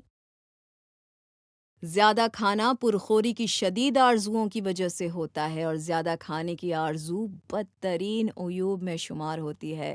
زیادہ سونا اور زیادہ کھانا نفس کو تباہ کر دیتا ہے، اور یہ دونوں عادتیں حد درجہ مضر ہوتی ہیں۔ پرخوری سے دور رہو، کیونکہ یہ دلوں میں سختی، نماز میں تساہلی اور فساد جسم کا باعث بنتی ہے۔ پرخوری سے بچے رہو، جو اس پر مداومت کرے گا اس کے امراض بڑھ جائیں گے اور اس کے خواب فاسد ہو جائیں گے۔ کھانے سے پہلے اور بعد میں نارنگی کھاؤ، کیونکہ یہ آل محمد علیہم السلام اسی طرح کیا کرتے تھے۔ اللہ کے نزدیک دشمن ترین بندہ وہ ہے جس کا سب کچھ اس کا پیٹ اور شرمگاہ ہو، جس کی ساری لگن پیٹ میں داخل کرنے والی اشیاء تک ہی محدود رہے تو اس کی قسمت بھی اس کے پیٹ سے خارج ہونے والی چیز یعنی فضلہ جتنی ہی ہوگی۔ اگلا باب، امامت۔ جس نے خود کو لوگوں کا امام بنایا، اسے دوسروں کی تربیت سے پہلے خود اپنی تربیت کا آغاز کر دینا چاہیے، اور اپنی زبان کے ذریعے دوسروں کو ادب سکھانے سے پہلے اسے اپنی سیرت کو تادیب کا ذریعہ بنانا چاہیے۔ خود اپنے آپ کو تعلیم دینے اور سدھارنے والا لوگوں کو تعلیم و تربیت دینے والے سے زیادہ قابل احترام ہے۔ اللہ نے امانت امامت کو امامت کے نظام کو برقرار رکھنے کے لیے فرض کیا ہے، اور اطاعت کو امامت کی تعظیم کے لیے واجب کیا ہے۔ بلا شبہ عظیم ترین خیانت امت کے ساتھ خیانت ہے، اور بدترین دھوکہ رہبروں کا دھوکہ ہوتا ہے۔ بدترین آدمی وہ ظالم رہبر ہے جو خود کو تو گمراہ ہوتا ہی ہے، اور اس کی وجہ سے دوسرے لوگ بھی گمراہ ہو جاتے ہیں، کیونکہ وہ معروف سنت کو مردہ اور متروک کو بدعتوں کو زندہ کر دیتا ہے۔ اللہ تعالیٰ نے عادل اماموں پر واجب کیا ہے کہ وہ اپنے معیار زندگی کو مالی اعتبار سے کمزور طبقے کے مطابق رکھیں، تاکہ فقیروں کو اس کی فقیری نافرمانی پر نہ اکسائے۔ اللہ نے منصف رہبروں پر فرض کر دیا ہے کہ وہ خود کو عوام کے معیار زندگی کے مطابق رکھیں، تاکہ فقیر کو اپنا فقر برا نہ لگے۔ امام عادل موسلا دھار بارش سے بھی بہتر ہے۔ جس نے امام عادل کی اطاعت کی، اس نے اپنے رب کی اطاعت کی۔ امام کے لیے لازم ہے کہ وہ اپنے چاہنے والے کو اسلام و ایمان اور احکام کے حدود سے روشناس کروائے۔ تمہارے لیے اپنے اماموں کی اطاعت لازم ہے، کیونکہ وہ لوگ آج تمہارے اعمال کے گواہ کی حیثیت رکھتے ہیں، اور کل اللہ کے نزدیک یہی لوگ تمہارے شفیع ہوں گے۔ ائمہ حق ہیں اللہ کی مخلوقات کے لیے اس کے نمائندے، اور لوگوں کے لیے اللہ کو پہچانوانے والے، اور جنت میں صرف وہی جا سکتے ہیں جسے یہ لوگ ائمہ اور جو ان لوگوں کو پہچانتا ہو، اور جہنم میں وہی جائے گا جو ان کا اور یہ جس کا انکار کریں گے۔ اگلا باب، امانت۔ جس نے امانت سے لاپرواہی برتی، خیانت کی طرف گامزن ہوا، اور اپنے دین و نفس کو اس سے دور نہ رکھا، تو بلا شبہ اس نے اپنے آپ کو دنیا میں قیر و مذلت اور رسوائی میں ڈھکیل دیا، اور آخرت میں وہ اس سے زیادہ ذلیل و رسوا ہوگا۔ جس کے ظاہر و باطن اور قول و فعل میں اختلاف نہ ہو، تو گویا اس نے امانت داری کا لحاظ رکھا اور عبادت میں اخلاص پیدا کر لیا۔ جس نے تمہارے پاس امانت رکھی، اس کے ساتھ خیانت نہ کرو، بھلے ہی اس نے تمہارے ساتھ کبھی خیانت کی ہو۔ تم اخلاقی صفات کچھ لوگوں کے لیے اچھے اور کچھ لوگوں کے نزدیک بیکار ہوتی ہے، مگر امانت داری تمام بنی نوح انسان کے نزدیک اچھی ہے، اور امانت دار دوسرے لوگوں پر اسی وجہ سے فضیلت رکھتے ہیں۔ ادائے امانیت کلید رزق ہے۔ احسان کا بدلہ ادائے امانت کے زمرے میں شامل ہے، کیونکہ کسی کا تمہارے اوپر احسان بھی تمہارے پاس گویا اس کی امانت ہے۔ خیانت امانت کو باطل کر دیتی ہے۔ جنہوں نے تمہارے پاس امانت رکھی، ان کی امانت ادا کرو۔ جب تمہارے پاس امانت رکھی جائے تو اسے ادا کرو، اور اگر تم اس کے پاس امانت رکھو تو اس سے محتم نہ کرو، کیونکہ جو امانت دار نہیں ہوتا اس کے پاس ایمان بھی نہیں ہوتا۔ جس نے امانت داری سے کام لیا، اس نے دیانت داری کا حق ادا کر دیا۔ جو امانت داری سے لاپرواہی برتے گا وہ خیانت میں گرفتار ہو جائے گا۔ امانت داری سرمایہ اسلام ہے۔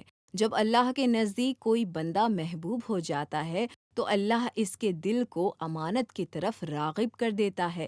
جب اللہ ایمانداری کو قوی ہو جاتا ہے تو صداقت بڑھ جاتی ہے۔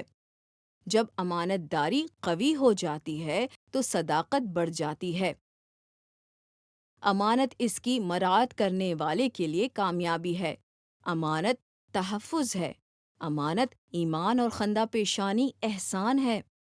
امانت داری انسان کو صداقت کی طرف لے جاتی ہے۔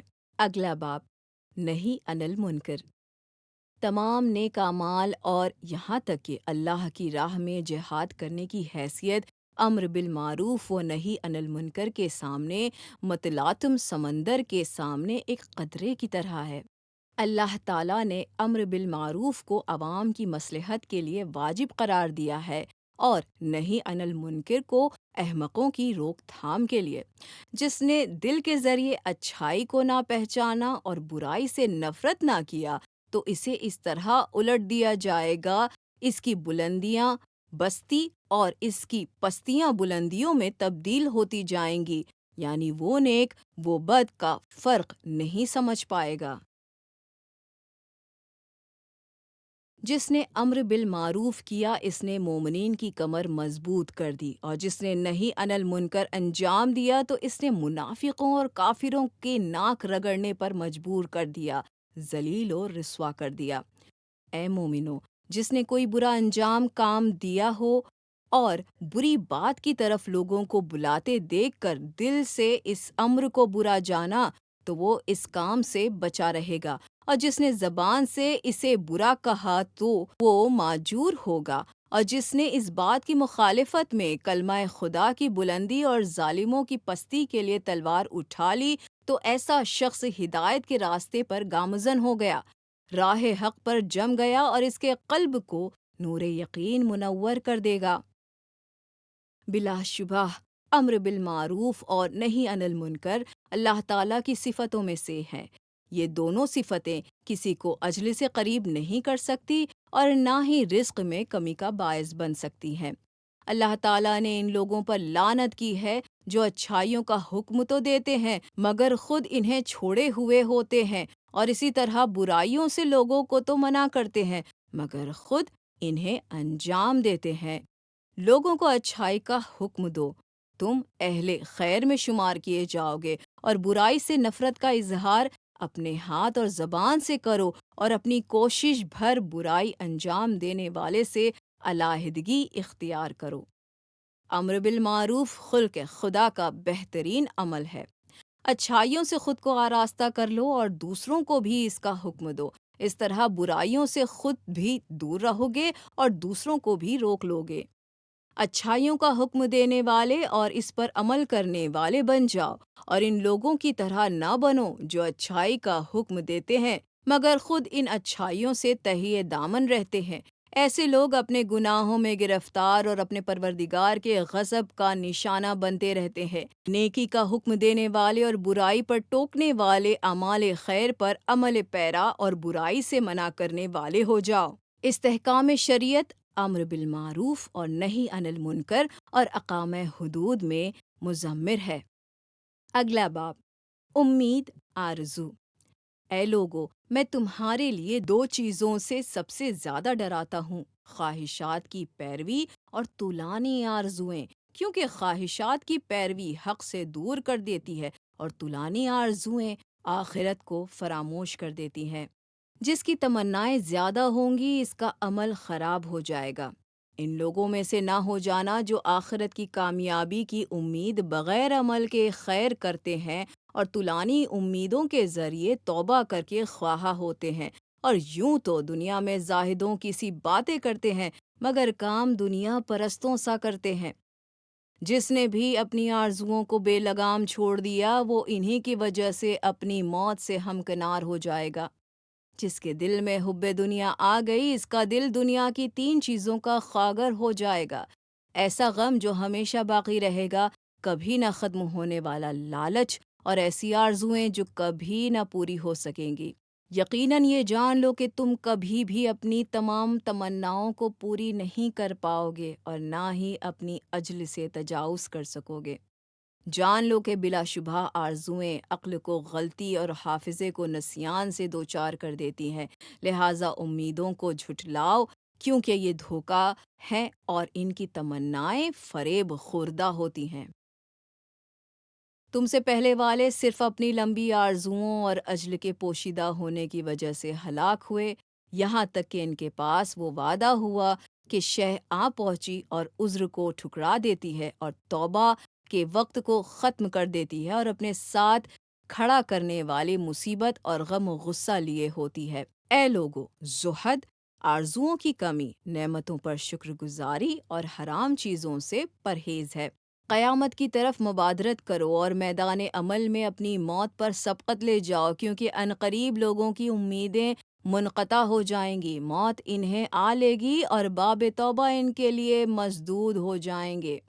دنیا میں زہد کا مطلب امیدوں میں کمی کرنا ہے۔ بہت سی امیدیں ناکام اور بہت سی لالچیں جھوٹی ہوا کرتی ہیں، جسے احباب سے بچھڑنے، خاک میں رہنے، حساب کتاب کا سامنا کرنے، دنیا میں چھوڑی ہوئی اشیاء سے بے نیاز ہونے اور آخرت کی طرف بھیجی ہوئی اشیاء کا محتاج ہونے کا علم ہوگا، وہ دوسروں کے مقابل اپنی آرزوؤں کو جلدی کم کر لے گا اور اپنے نیک اعمال میں اضافہ کر لے گا۔ جو اپنے اجل کو جان جاتا ہے وہ اپنی آرزوؤں کو کوتاہ کر لیتا ہے۔ آرزوؤں کی کثرت بڑے بڑے جوان مردوں کی گردنیں کاٹ دیتی ہیں۔ بہترین دین آرزوؤں میں کمی اور واضح ترین عبارت عمل میں اخلاص ہے۔ اللہ تعالیٰ زیادہ آرزو رکھنے والے اور برے کام انجام دینے والے پر غضبناک ہوتا ہے۔ سب سے زیادہ لمبی آرزوئیں والا عملی طور پر سب سے زیادہ خراب ہوتا ہے۔ آرزوؤں پر بھروسہ کرنے سے بچو کیونکہ یہ احمقوں کا شیوا ہے۔ جاہل اپنی آرزوؤں پر اعتماد کرتا ہے اور عمل میں کمی کر دیتا ہے۔ امید ہمیشہ جھٹلائی جاتی ہے اور طول عمر انسان کے لیے عذاب ہے۔ امیدیں اس سراب کی طرح ہوتی ہیں جو دیکھنے والے کو دھوکا دیتی ہیں اور اپنے سے امید لگانے والوں کو ٹھکرا دیتا ہے۔ عمل کی بہترین مدد کم امید ہے۔ جو ناممکن کی امید لگاتا ہے اس کا انتظار طویل ہو جاتا ہے۔ جو امید سے دھوکا کھاتا ہے امید اسے ضرور فریب میں مبتلا رکھتی ہے۔ کتنے ایسے لوگ ہیں جو نہ ملنے والے چیزوں کی امید لگائے بیٹھے ہیں۔ یقیناً تمہارے دلوں میں صادق ترین شہ موت کا خوف ہے اور امید کا فریب کاریوں سے تم پر غلبہ حاصل کر لیا ہے۔ امیدوں سے فریب کھانے کے دوران ہی زندگی ختم ہو جاتی ہے۔ مجھے اس شخص پر تعجب ہے جو اپنی اجل پر قدرت نہیں رکھتا پر پھر بھی لمبی آرزوئیں رکھتا ہے۔ عمر آرزوؤں اور امیدوں کے درمیان ضائع ہوتی ہے۔ مردوں کی ذلت آرزوؤں کی ناکامی میں مضمر ہے۔ بہت سی امیدیں جھوٹی آرزوؤں کے سبب ٹوٹ جاتی ہیں۔ بہت سی جھوٹی حرص ناکام آرزوؤں کا نتیجہ ہوا کرتی ہیں۔ بہت سے عجل آرزوؤں میں چھپی ہوتی ہیں۔ آرزوؤں کا نتیجہ عمل کی خرابی ہے۔ آرزوؤں کے حصول کی وجہ سے مشکلات آسان ہو جاتی ہے۔ آرزو غافلوں کے دلوں پر شیطان کی طرف سے حکمران ہے۔ امید موت کو قریب اور آرزوؤں کو دور کر دیتی ہے۔ امید موت کا حجاب ہے، یعنی موت سے انسان کو غافل رکھتی ہے۔ امیدیں لامتاع ہوتی ہیں، آرزوئیں موت کو قریب کر دیتی ہیں۔ امید بہت بڑی خائن ہے، جو اپنی امید بڑھا لیتا ہے وہ برباد ہو جاتا ہے۔ اگلا باب، بے جا تمنائیں۔ تمنائیں دل کی آنکھوں کو اندھا کر دیتی ہیں۔ بہترین دولت مندی تمناؤں کو ترک کرنا ہے۔ زمانہ جسموں کو بوسیدہ، امیدوں کی تجدید، موت کو نزدیک اور آرزوؤں کو دور کر دیتا ہے۔ اسے پا لینے والی پریشانی میں مبتلا ہو جاتا ہے اور اس سے ہاتھ دھو لینے والا تھک جاتا ہے۔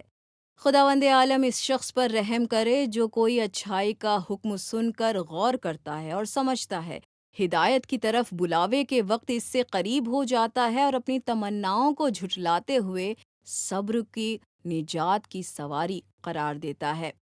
گمراہ کن شیطان اور برائیوں کا حکم دینے والے نفسوں نے انہیں یعنی خوارج کو آرزوؤں کے ذریعے دھوکا دیا اور ان کے لیے مصیبت کی راہوں کو وسیع کرتے ہوئے فتح و کامرانی کا وعدہ کیا، اور اس طرح شیطان نے انہیں جہنم رسید کر دیا۔ تمناؤں پر بھروسہ کرنے سے بچے رہو کیونکہ یہ احمقوں کی پونجی ہے۔ بہت کم تمنائیں تمہیں سچا ٹھہراتی ہیں۔ جو موت کو یاد کرے گا وہ تمناؤں کو فراموش کر دے گا۔ جس نے دل میں تقوی کے پودے لگائے، اس نے گویا اپنے دل سے تمناؤں کے پھولوں کو توڑ پھینکا۔ جب موت آ کھڑی ہوتی ہے تب تمناؤں کی فضیحت سامنے آتی ہے۔ بہترین دوا تمناؤں کو ترک کرنا ہے۔ تمناؤں کا ماحصل تاسف ہے۔ عمر امیدوں اور تمناؤں کے درمیان ضائع ہو جاتی ہے۔ اس شخص کی تمنا پوری ہوتی ہے جو آخرت کے لیے کام کرتا ہے۔ خوشحال ہے وہ شخص جس نے اپنی تمناؤں کو جھٹلایا اور آخرت کی تعمیر کے لیے اپنی دنیا خراب کر لی۔ اگلا باب، انتقام۔ بلا شبہ خداوند عالم نے اپنی اطاعت کے بدلے ثواب اور اپنی مصیبت کے بدلے عقاب کے اس لیے رکھا ہے تاکہ وہ اپنے بندوں کو سزا سے دور رکھ کر انہیں بہشت میں داخل کر سکے۔ اے لوگو، لازم ہے کہ خدا تمہیں نعمت کے فراوانی کے وقت اس طرح ہراساں دیکھے جس طرح وہ تمہیں سزا کے وقت خوفزدہ دیکھتا ہے۔ نعمتوں کی مستی میں ڈوبے رہنے سے بچے رہو اور بلاؤں کی سختی سے ڈرو۔ کفران نعمت سے دور رہو ورنہ بلائیں تم پر نازل ہوں گی۔ انتقام کے ساتھ کسی طرح کی کوئی راحت نہیں ہے۔ ظلم و معصیت سے بچو کیونکہ یہ سزا کا باعث ہوتی ہیں۔ نعمتوں کو سلب کرتا ہے اور حالات کو بدترین بنانے کا سبب ہوتا ہے۔ رشتہ داروں سے الگ ہو کے رہنا بلاؤں میں گرفتار ہونے کا سبب ہے۔ نعمت خدا کا شکر کرنا، نعمت کا شکر ادا کرنا سزاؤں کے نزول سے امان ہے۔ صلہ رحم نعمت کے نزول اور سزاؤں کو دفع کرنے کا باعث ہوتا ہے۔ یتیموں اور کنیزوں پر ظلم نزول عقوبت اور سلب نعمت کا باعث ہوتا ہے۔ کھلے عام اللہ تعالیٰ کی معصیت کرنے سے سزائیں جلدی نازل ہو جاتی ہیں۔ انتقام میں جلد بازی لعینوں کا شیوا ہے۔ قدرت مند کا بدترین عمل انتقام ہے۔ ہر ظالم کے لیے انتقام ہے۔ جس نے مجرم سے انتقام لیا تو گویا اس نے دنیا میں اپنی فضیلت کھو دی اور ثواب اخروی سے بھی ہاتھ دھو بیٹھا۔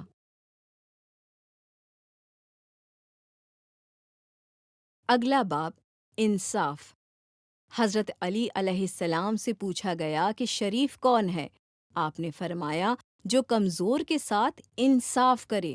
پرچم ظلم کے نیچے رہنے والے قوی انسان کے مقابلے پرچم انصاف تلے رہنے والے کمزور شخص سے زیادہ ڈرو، کیونکہ اس کی مدد اس طرح سے ہوتی ہے کہ وہ خود بھی نہیں سمجھ پاتا اور اس کا گھاؤ مزمل بھی نہیں ہوتا۔ اپنے لیے ایسے حالات اختیار کرو جس میں بھلے ہی تم مغلوب رہو مگر منصف رہو۔ ایسی صورتحال نہ اختیار کرنا جس میں تم غالب تو رہو مگر ظالم بھی رہو۔ تین چیزیں بڑے زبردست اعمال میں شمار ہوتی ہیں: ہر حالت میں ذکر خدا، برادران دینی کا مال و دولت کے ذریعے مدد، اور خود سے لوگوں کے ساتھ انصاف کرنا۔ انصاف اختلاف کو رفع کر کے آپس میں الفت پیدا کر دیتا ہے۔ مومن اس سے بھی انصاف کرتا ہے جو اس کے ساتھ ناانصافی کرتا ہے۔ انصاف محبت کو دوام بخش دیتا ہے۔ انصاف اشرف کا شیوا ہے۔ برترین ایمان انسان کا خود اپنے آپ سے انصاف کرنا ہے۔ عظیم ترین صلہ انصاف کا صلہ ہے۔ سب سے بڑا منصف وہ ہے جو اپنے ساتھ بغیر کسی حاکم کے انصاف سے پیش آئے۔ عادل ترین شخص وہ ہے جو قوت کے باوجود انصاف سے کام لے، اور حلیم ترین شخص وہ ہے جو قدرت ہوتے ہوئے بھی بردباری کا ثبوت دے۔ انصاف قدرت و توانائی کی زکوٰۃ ہے۔ تمام لوگوں کے ساتھ انصاف سے اور مومنین کے ساتھ ایثار سے پیش آؤ۔ کمال انصاف یہ ہے کہ آدمی خود سے انصاف کرے۔ جو قدرت کے باوجود ظالم سے مظلوم کو انصاف نہ لا دے تو اللہ اس کی قدرت سلب کر لیتا ہے۔ جس نے انصاف میں رکاوٹ پیدا کی، اللہ اس کے امکانات کو سلب کر لیتا ہے۔ انصاف کے ساتھ اخوت کو دوام ملتا ہے۔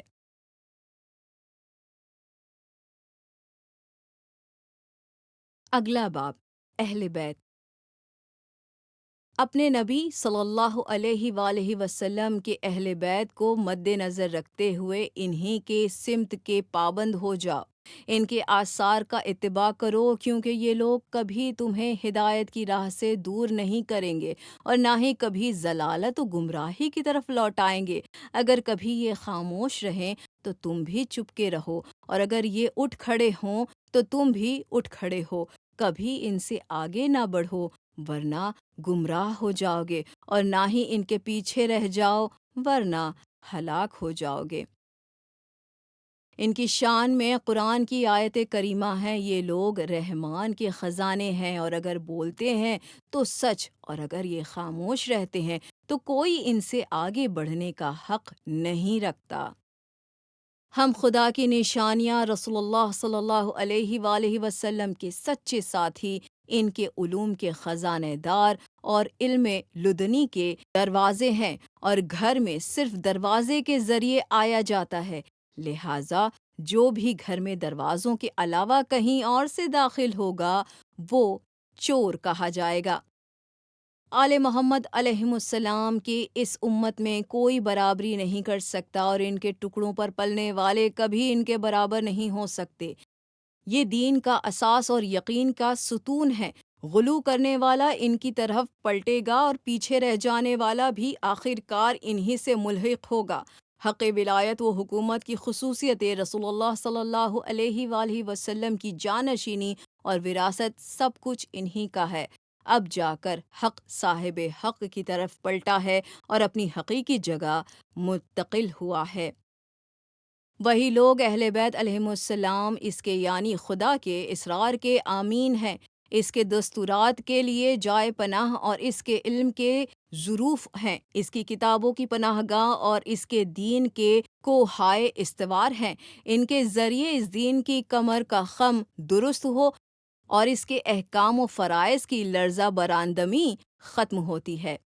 سب سے بڑا عقل کا اندھا وہ ہے جو ہماری محبت سے فضل سے اندھا ہو اور ہمارے کسی گناہ کے بغیر ہم سے دشمنی روا رکھے، جز اس کے ہم نے اسے حق کی طرف بلایا، اگر یہ کوئی گناہ ہے، جبکہ اس نے دوسرے فتنہ دنیا داوری کے طرف بلایا، اس نے اسے قبول کر لیا اور ہم سے دائمی دشمنی کر لی۔ خوش نصیب ترین شخص وہ ہے جو ہماری فضیلتوں کو سمجھے اور اللہ کے تقرب ہمارے ذریعے حاصل کرے اور ہم سے خالص محبت رکھے۔ ہم نے جو کچھ کہا اس پر عمل پیرا ہو، اور ہم نے جس سے منع کیا اسے ترک کرے، اور وہ ہم میں سے ہے، اور وہ دار جاودانی میں ہمارے ساتھ ہوگا۔ سب سے اچھی نیکی ہماری محبت ہے، اور سب سے بری بدی ہم سے بغض ہے۔ ہمارے نزدیک اولیت اسی کو حاصل ہے جس نے ہم سے محبت اور دوستی کی اور ہماری دشمنی رکھنے والے سے عداوت روا رکھی۔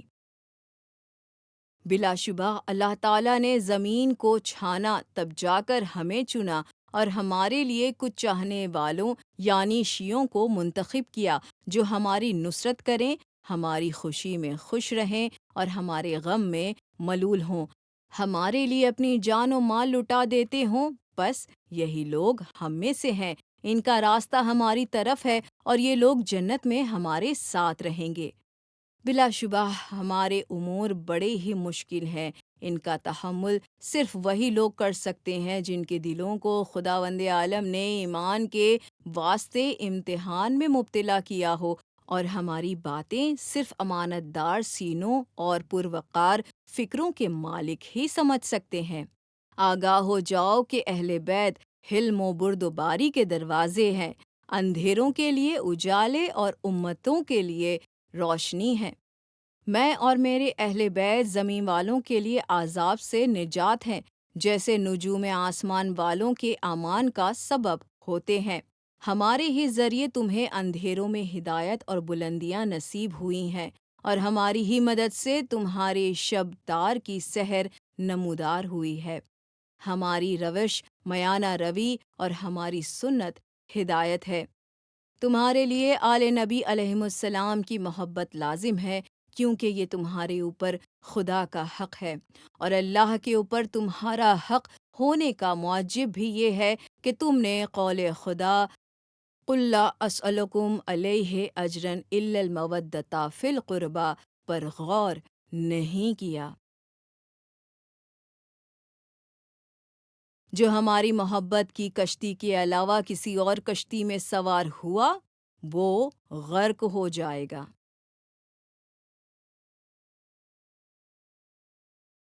جو ہم سے تمسک کرے گا وہ ہم سے ملحق ہوگا، جس نے ہم سے تخلف کیا وہ ہلاک ہوگا۔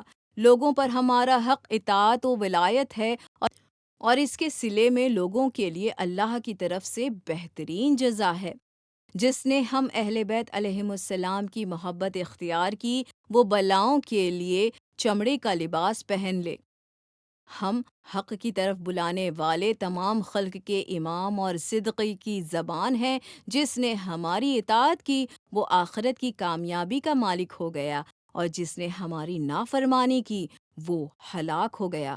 ہم باب حتہ ہیں جو سلامتی کا دروازہ ہے، جو بھی اس میں داخل ہو گیا وہ سالم و نجات یافتہ ہو جاتا ہے، اور جس نے اس سے تخلف اختیار کیا وہ ہلاک ہو جاتا ہے۔ ہم اللہ کی طرف سے اس کے بندوں پر امانت دار اور اس کی ممالکت میں حق قائم کرنے والے ہیں۔ ہمارے ہی ذریعے دوستی رکھنے والا نجات پائے گا، اور ہمارے ہی ذریعے ہم سے دشمنی رکھنے والا ہلاک ہوگا۔ وہ اہل بیت علیہم السلام اسلام کے ستون اور بچاؤ کی پناہ دہندادہ وادی ہیں۔ انہی کے توفیل حق اپنے مدار پر پلٹ آیا اور باطل کی جڑیں ہل گئیں اور اس کی زبان جڑ سے کٹ گئی۔ انہوں نے دین کو مراعات و سوجھ سمجھ بوجھ کے ذریعے سمجھا ہے، نہ کہ سن کر۔ اور روایت کے ذریعے وہ لوگ ایمان کے خزانے اور احسان کی کانیں ہیں۔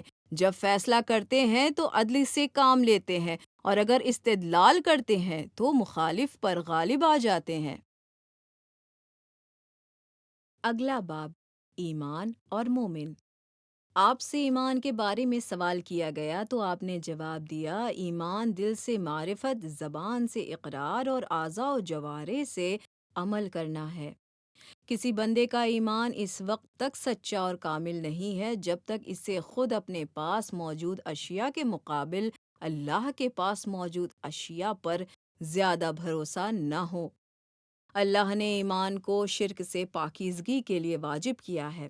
ایمان یہ ہے کہ تم اپنے لیے نقصان دہ سچ کو اپنے لیے مفید جھوٹ پر ترجیح دو۔ تمہاری باتیں تمہارے علم اور کاموں سے زیادہ نہ ہوں، اور یہ کہ تم ایک دوسرے کے بارے میں باتیں کرتے وقت اللہ سے ڈرتے رہو۔ مومن کی صفتوں کے متعلق، مومن کی خوشی اس کے چہرے پر اور اس کا غم اس کے دل میں ہوتا ہے۔ سب سے زیادہ کشیدہ سینے کا مالک ہوتا ہے، اور اس کا نفس ذلیل ترین ہوتا ہے، یعنی اپنے نفس کو ہمیشہ کمتر سمجھتا ہے تاکہ غرور میں مبتلا نہ ہو۔ رفعت و بلندی سے کراہیت اور نام و نمود سے نفرت محسوس کرتا ہے، اور بلند ہمت اور بہت زیادہ سکوت پسند ہوتا ہے، اور اس کے اوقات عبادت میں مشغول ہوتے ہیں۔ شکور و صبور اپنی ہی فکر میں غلطاں رہتا ہے، ہر ایک سے دوستی نہیں کرتا، نرم مزاج اور خوش اخلاق ہوتا ہے۔ اس کا نفس چٹان سے زیادہ سخت و مضبوط ہوتا ہے، اور وہ خدا کے سامنے غلام سے زیادہ ذلیل بن کر رہتا ہے۔ مومن کے لیے 3 وقت ہوتے ہیں، ایک وقت جس میں وہ اپنے پروردگار سے دعا و مناجات کرتا ہے، دوسرا وقت وہ جس میں اپنی روزی روٹی کے لیے کوشاں رہتا ہے، اور تیسرا وقت وہ ہوتا ہے جس میں وہ اپنے نفس و لذات یعنی نفس کے متعلق غور کرتا ہے کہ کون سی حلال اور پسندیدہ ہے۔ آپ سے ایمان کے بارے میں پوچھا گیا تو آپ نے فرمایا ایمان 4 ستونوں پر استوار ہے، اور وہ یہ ہیں: صبر، یقین، عدل اور جہاد۔ میں مومنین کا سردار ہوں اور مال فاجروں کا سردار ہے۔ عورت کی غیرت اور رقابت کفر ہے، یعنی وہ اپنے شوہر کے دوسری بیوی سے بات چیت پسند نہ کرے یا اس سے حسد کرے، اور مرد کی غیرت ایمان ہے، یعنی وہ اپنی بیوی سے دوسرے مرد کے تعلقات برداشت نہ کرے۔ اپنے ایمان کو صدقے کے ذریعے محفوظ کر لو۔ حیا وہ صبر کی مانند کوئی ایمان نہیں۔ ایمان ایک ایسا راستہ ہے جو تمام راستوں سے زیادہ روشن ہے، تمام چراغوں سے زیادہ پر نور ہے، لہٰذا ایمان ہی کے ذریعے نیکیوں پر استدلال کیا جاتا ہے، اور نیکیوں کے ذریعے ایمان پر استدلال کیا جاتا ہے، اور ایمان کے ذریعے علم کی تعمیر ہوتی ہے۔ بلا شبہ مومنین مسکین و خاکسار ہیں، بلا شبہ مومنین شفیق ہیں، بلا شبہ مومنین خدا سے خائف ہیں۔ بلا شبہ ایمان دل میں ایک نور کے سفید نقطے کی طرح ظاہر ہوتا ہے، لہٰذا جتنا زیادہ ایمان بڑھتا جائے گا اتنا ہی اس نقطے کی سفیدی میں اضافہ ہوتا چلا جائے گا۔ مومن مومن کا بھائی ہوتا ہے، لہٰذا کوئی مومن کبھی دوسرے مومن کو دھوکہ نہیں دیتا، اور نہ اس کے عیب جوئی کرتا ہے، اور نہ ہی اس کی مدد میں کوتاہی کرتا ہے۔ مومن کو پریشان نہ کرو ورنہ تمہاری نیکیاں درخت کے چھال کی طرح اتار لی جائیں گی۔ مومن کی فراست سے خائف رہو، کیونکہ وہ اللہ کے نور سے دیکھتا ہے۔ آگاہ ہو جاؤ کہ مومن یقیناً خود میں مشغول رہتا ہے، لوگ اس سے آسودہ رہتے ہیں، جب رات آ جاتی ہے تو وہ اپنے چہرے کو زمین پر رکھ دیتا ہے اور اللہ کے حضور اپنے بدن کی تمام محترم اعضاء کے ذریعے سجدہ بجا لاتا ہے اور اپنے رب کی مناجات میں مشغول ہو جاتا ہے جس نے اسے آزاد خلق کیا۔ خبردار ہو جاؤ، ایسے ہی بنو۔ جیسے نیکی مسرور اور برائی کبیدہ خاطر کر دے، وہ مومن ہے۔ ایمان 4 ارکان پر مشتمل ہے: قضاء و قدر، الہی سے راضی رہنا، اللہ پر توکل کرنا، اپنے تمام امور اسی کے سپرد کر دینا، اور اس کے تمام احکام کے سامنے سر تسلیم خم کر دینا۔ کوئی اس وقت تک لذت ایمان سے آشنا نہیں ہوتا، کوئی اس وقت تک لذت ایمان سے آشنا نہیں ہو سکتا جب تک کہ اس بات کا یقین نہ ہو جائے کہ جو حالت سے لاحق ہوں گے وہ ان سے بچ نہیں پائیں گے، اور جو چیزیں اس تک نہیں پہنچی ہیں وہ حقیقتاً اس تک پہنچ نہیں سکتی۔ 4 چیزیں جس کے اندر پائی جاتی ہیں وہ کامل الایمان ہوگا، جو اللہ کے سامنے اس کے لیے عطا کرے اور اس کے لیے عطا سے ہاتھ روکے، اللہ ہی کے لیے کسی سے محبت کرے اور اسی کے لیے بغض رکھے۔ نجات ایمان کے ساتھ ہے۔ ایمان امان ہے۔ ایمان ایک پودا ہے جس کی جڑ یقین، شاخیں تقوی، کونپلے یعنی کلیاں حیا اور پھل سخاوت ہے۔ ایمان ہی کے ذریعے نجات ممکن ہے، ایمان کے ذریعے ہی سعادت کی بلندیاں طے کی جاتی ہیں اور کمال مسرت حاصل ہوتا ہے۔ اللہ کے حضور فوراً کامیابی میں ہی ایمان کا ثمرہ ہے۔ 3 چیزیں جس کے اندر ہوں گی اس کا ایمان کامل ہوگا: غصہ اور خوشی کی حالت میں بھی انصاف، غریبی اور امیری میں میانہ روی، خوف اور امید کے درمیان اعتدال۔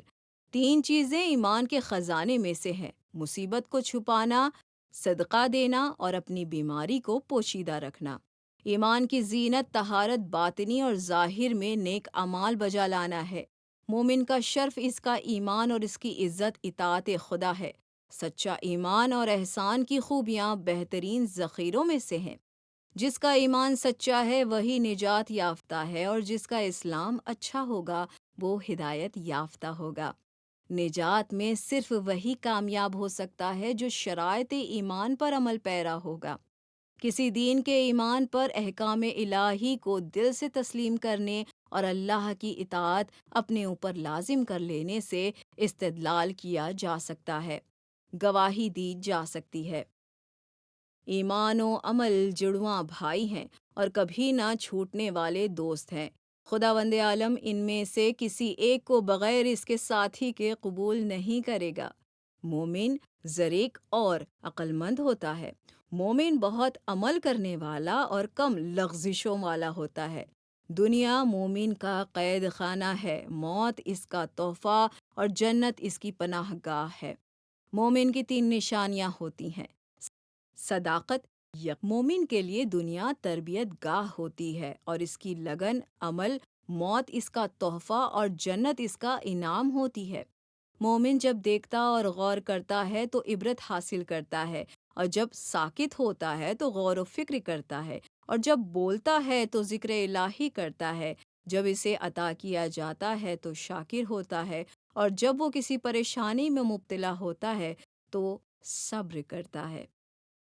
مومن اپنے آپ کے لیے امانت دار ہوتا ہے اور اپنی خواہشات و حواس پر غالب رہتا ہے۔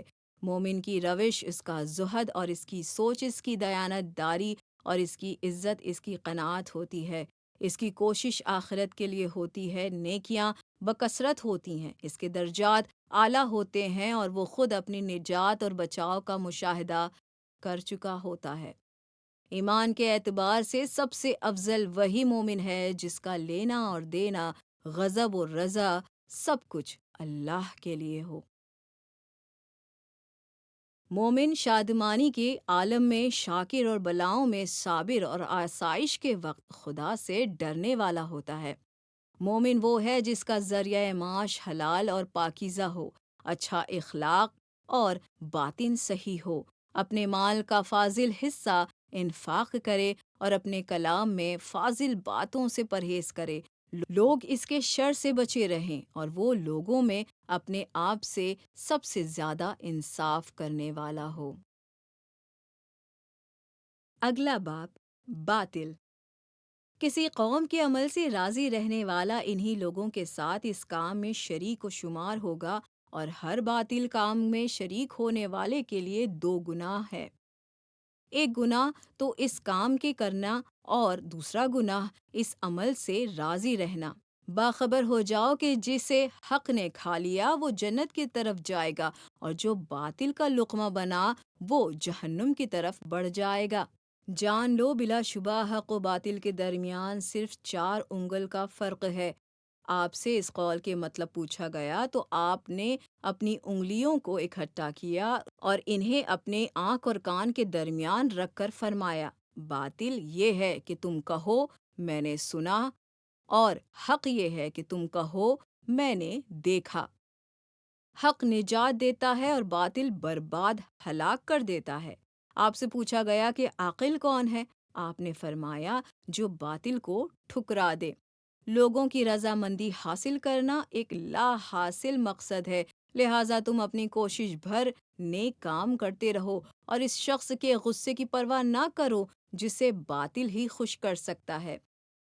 صاحب افراق اہل باطل ہوتے ہیں، بھلے ہی وہ بکثرت ہوں، اور جماعت اہل حق ہوتے ہیں، بھلے ہی وہ لوگ قلت میں ہوں۔ باطل افراد گمراہیوں میں ڈھکیلنے والے ہوتے ہیں۔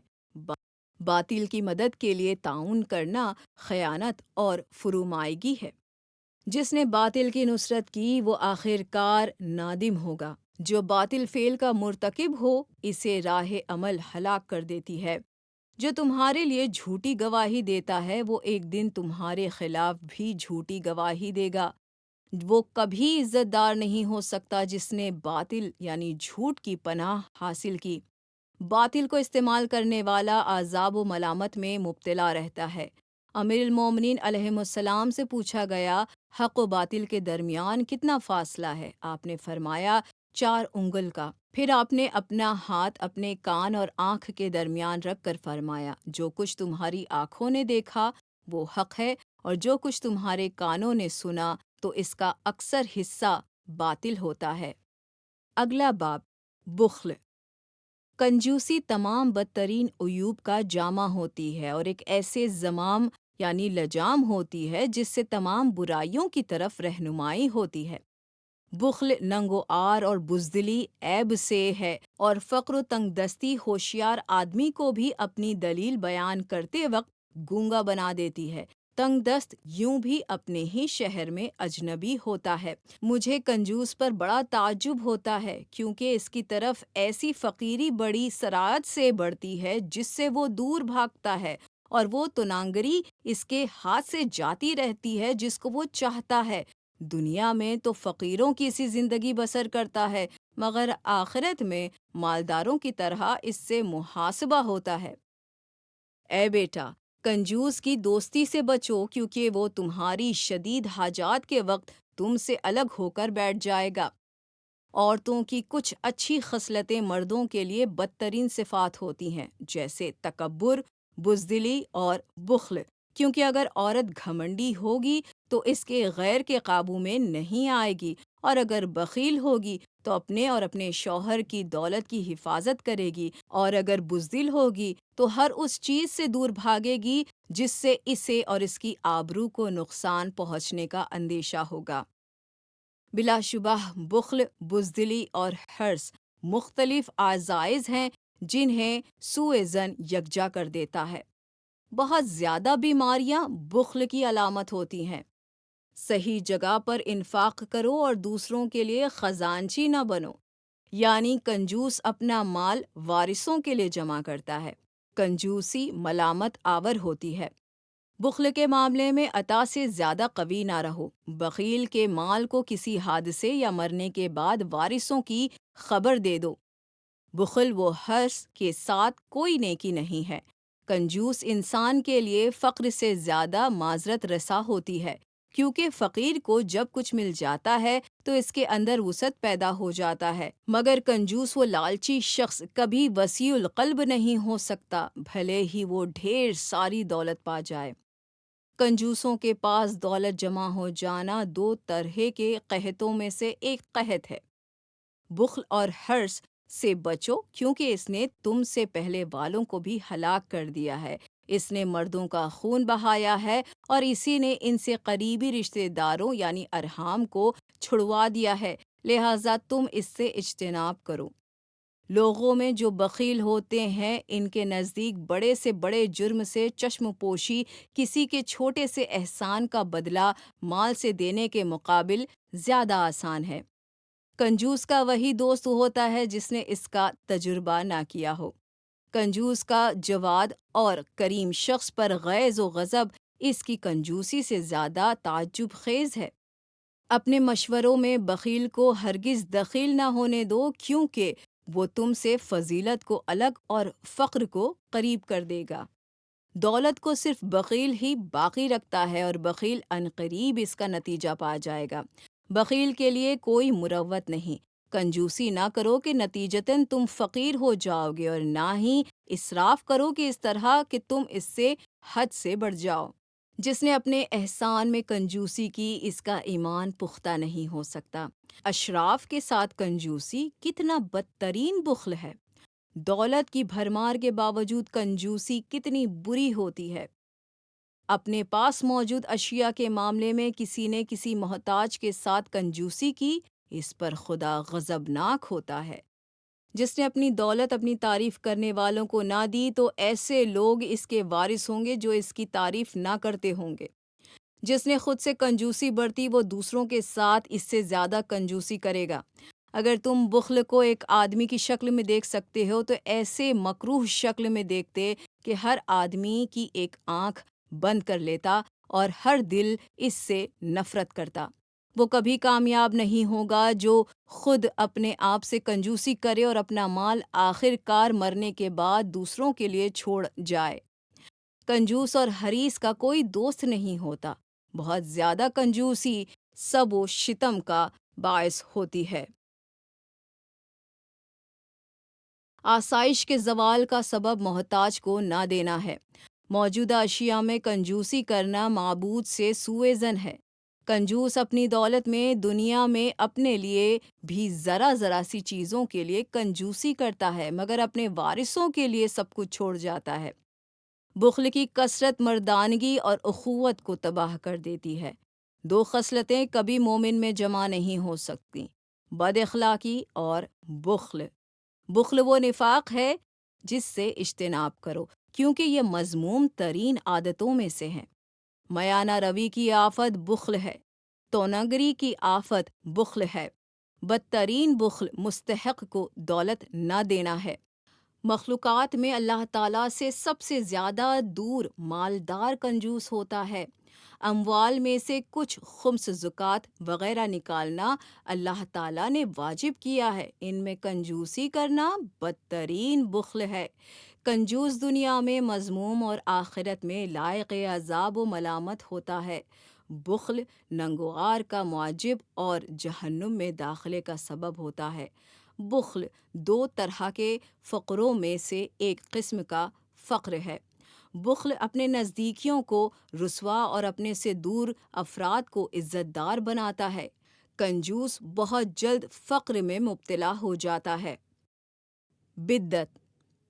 امام علی علیہ السلام بدعت سے متعلق ارشاد فرماتے ہیں، فتنوں کی علامتیں اور بدعتوں کی نشانیاں نہ بنو، بلکہ ایسی بات کو ضروری سمجھو جسے جماعت نے توصیب کیا ہو اور جس پر ارکان اطاعت مبنی ہو۔ یقیناً اللہ تعالیٰ کے نزدیک بدترین شخص امام جابر یعنی ظالم و جابر رہبر ہے، جو خود گمراہ ہوتا ہے اور لوگ اس کے ذریعے گمراہ ہو جاتے ہیں۔ یہ سامنے کی سنت کو ختم کر کے متروک بدعت کو دوبارہ زندہ کرتا ہے۔ لوگ دو طرح کے ہوتے ہیں، پابند شریعت اور موجود بدعت کے، جس کے پاس نہ تو اللہ تعالیٰ کی طرف سے کوئی برہان و سنت یعنی طریقہ ہوتا ہے اور نہ ہی کوئی ضیاء و حجت یعنی دلیل۔ کوئی بدعت ایجاد نہیں کی جاتی مگر یہ کہ ایک سند کو اسے بدعت کے ذریعے ختم کیا جائے۔ لہٰذا بدعت سے ڈرو اور روشن و واضح راستے کے پابند رہو۔ یقیناً اللہ تعالیٰ کی طرف سے واجب کیے گئے پائیدار مستحکم اموار بدعت سے برتر ہیں، اور ان میں بڑھ جانے والے امور یعنی بدعتیں یقیناً بدتر ہیں۔ خوش بختی ہے اس شخص کے لیے جو اپنے نفس کو کمتر سمجھے، جس کا ذریعہ معاش حلال و طیب ہو اور اس کا باطن صالح اور اخلاق اچھا ہو، اور وہ اپنے مال کا فاضل حصہ محتاجوں میں باج دے اور اپنے کلام کا فالتو حصہ روکے رکھے، اپنی برائیوں کو لوگوں سے الگ رکھے، اس کے اعتراف سنتیں ہوں اور اس کی طرف کوئی بدعت منسوب نہ کی جاتی ہو۔ جو کسی بدعتی کی طرف اس کے احترام کے غرض سے بڑھے گا تو گویا اس نے بلا شبہ اسلام کے انہدام کے لیے سعی کی۔ دین کو بدعت سے زیادہ کسی اور شے نے منہدم نہیں کیا، اور مردوں کو طمع سے زیادہ کسی اور شے نے فاسد نہیں بنایا۔ سنت خدا کی قسم، سنت و روش رسول خدا صلی اللہ علیہ وآلہ وسلم ہے، اور جو کچھ اس کے علاوہ ہے وہ سب بدعت ہے۔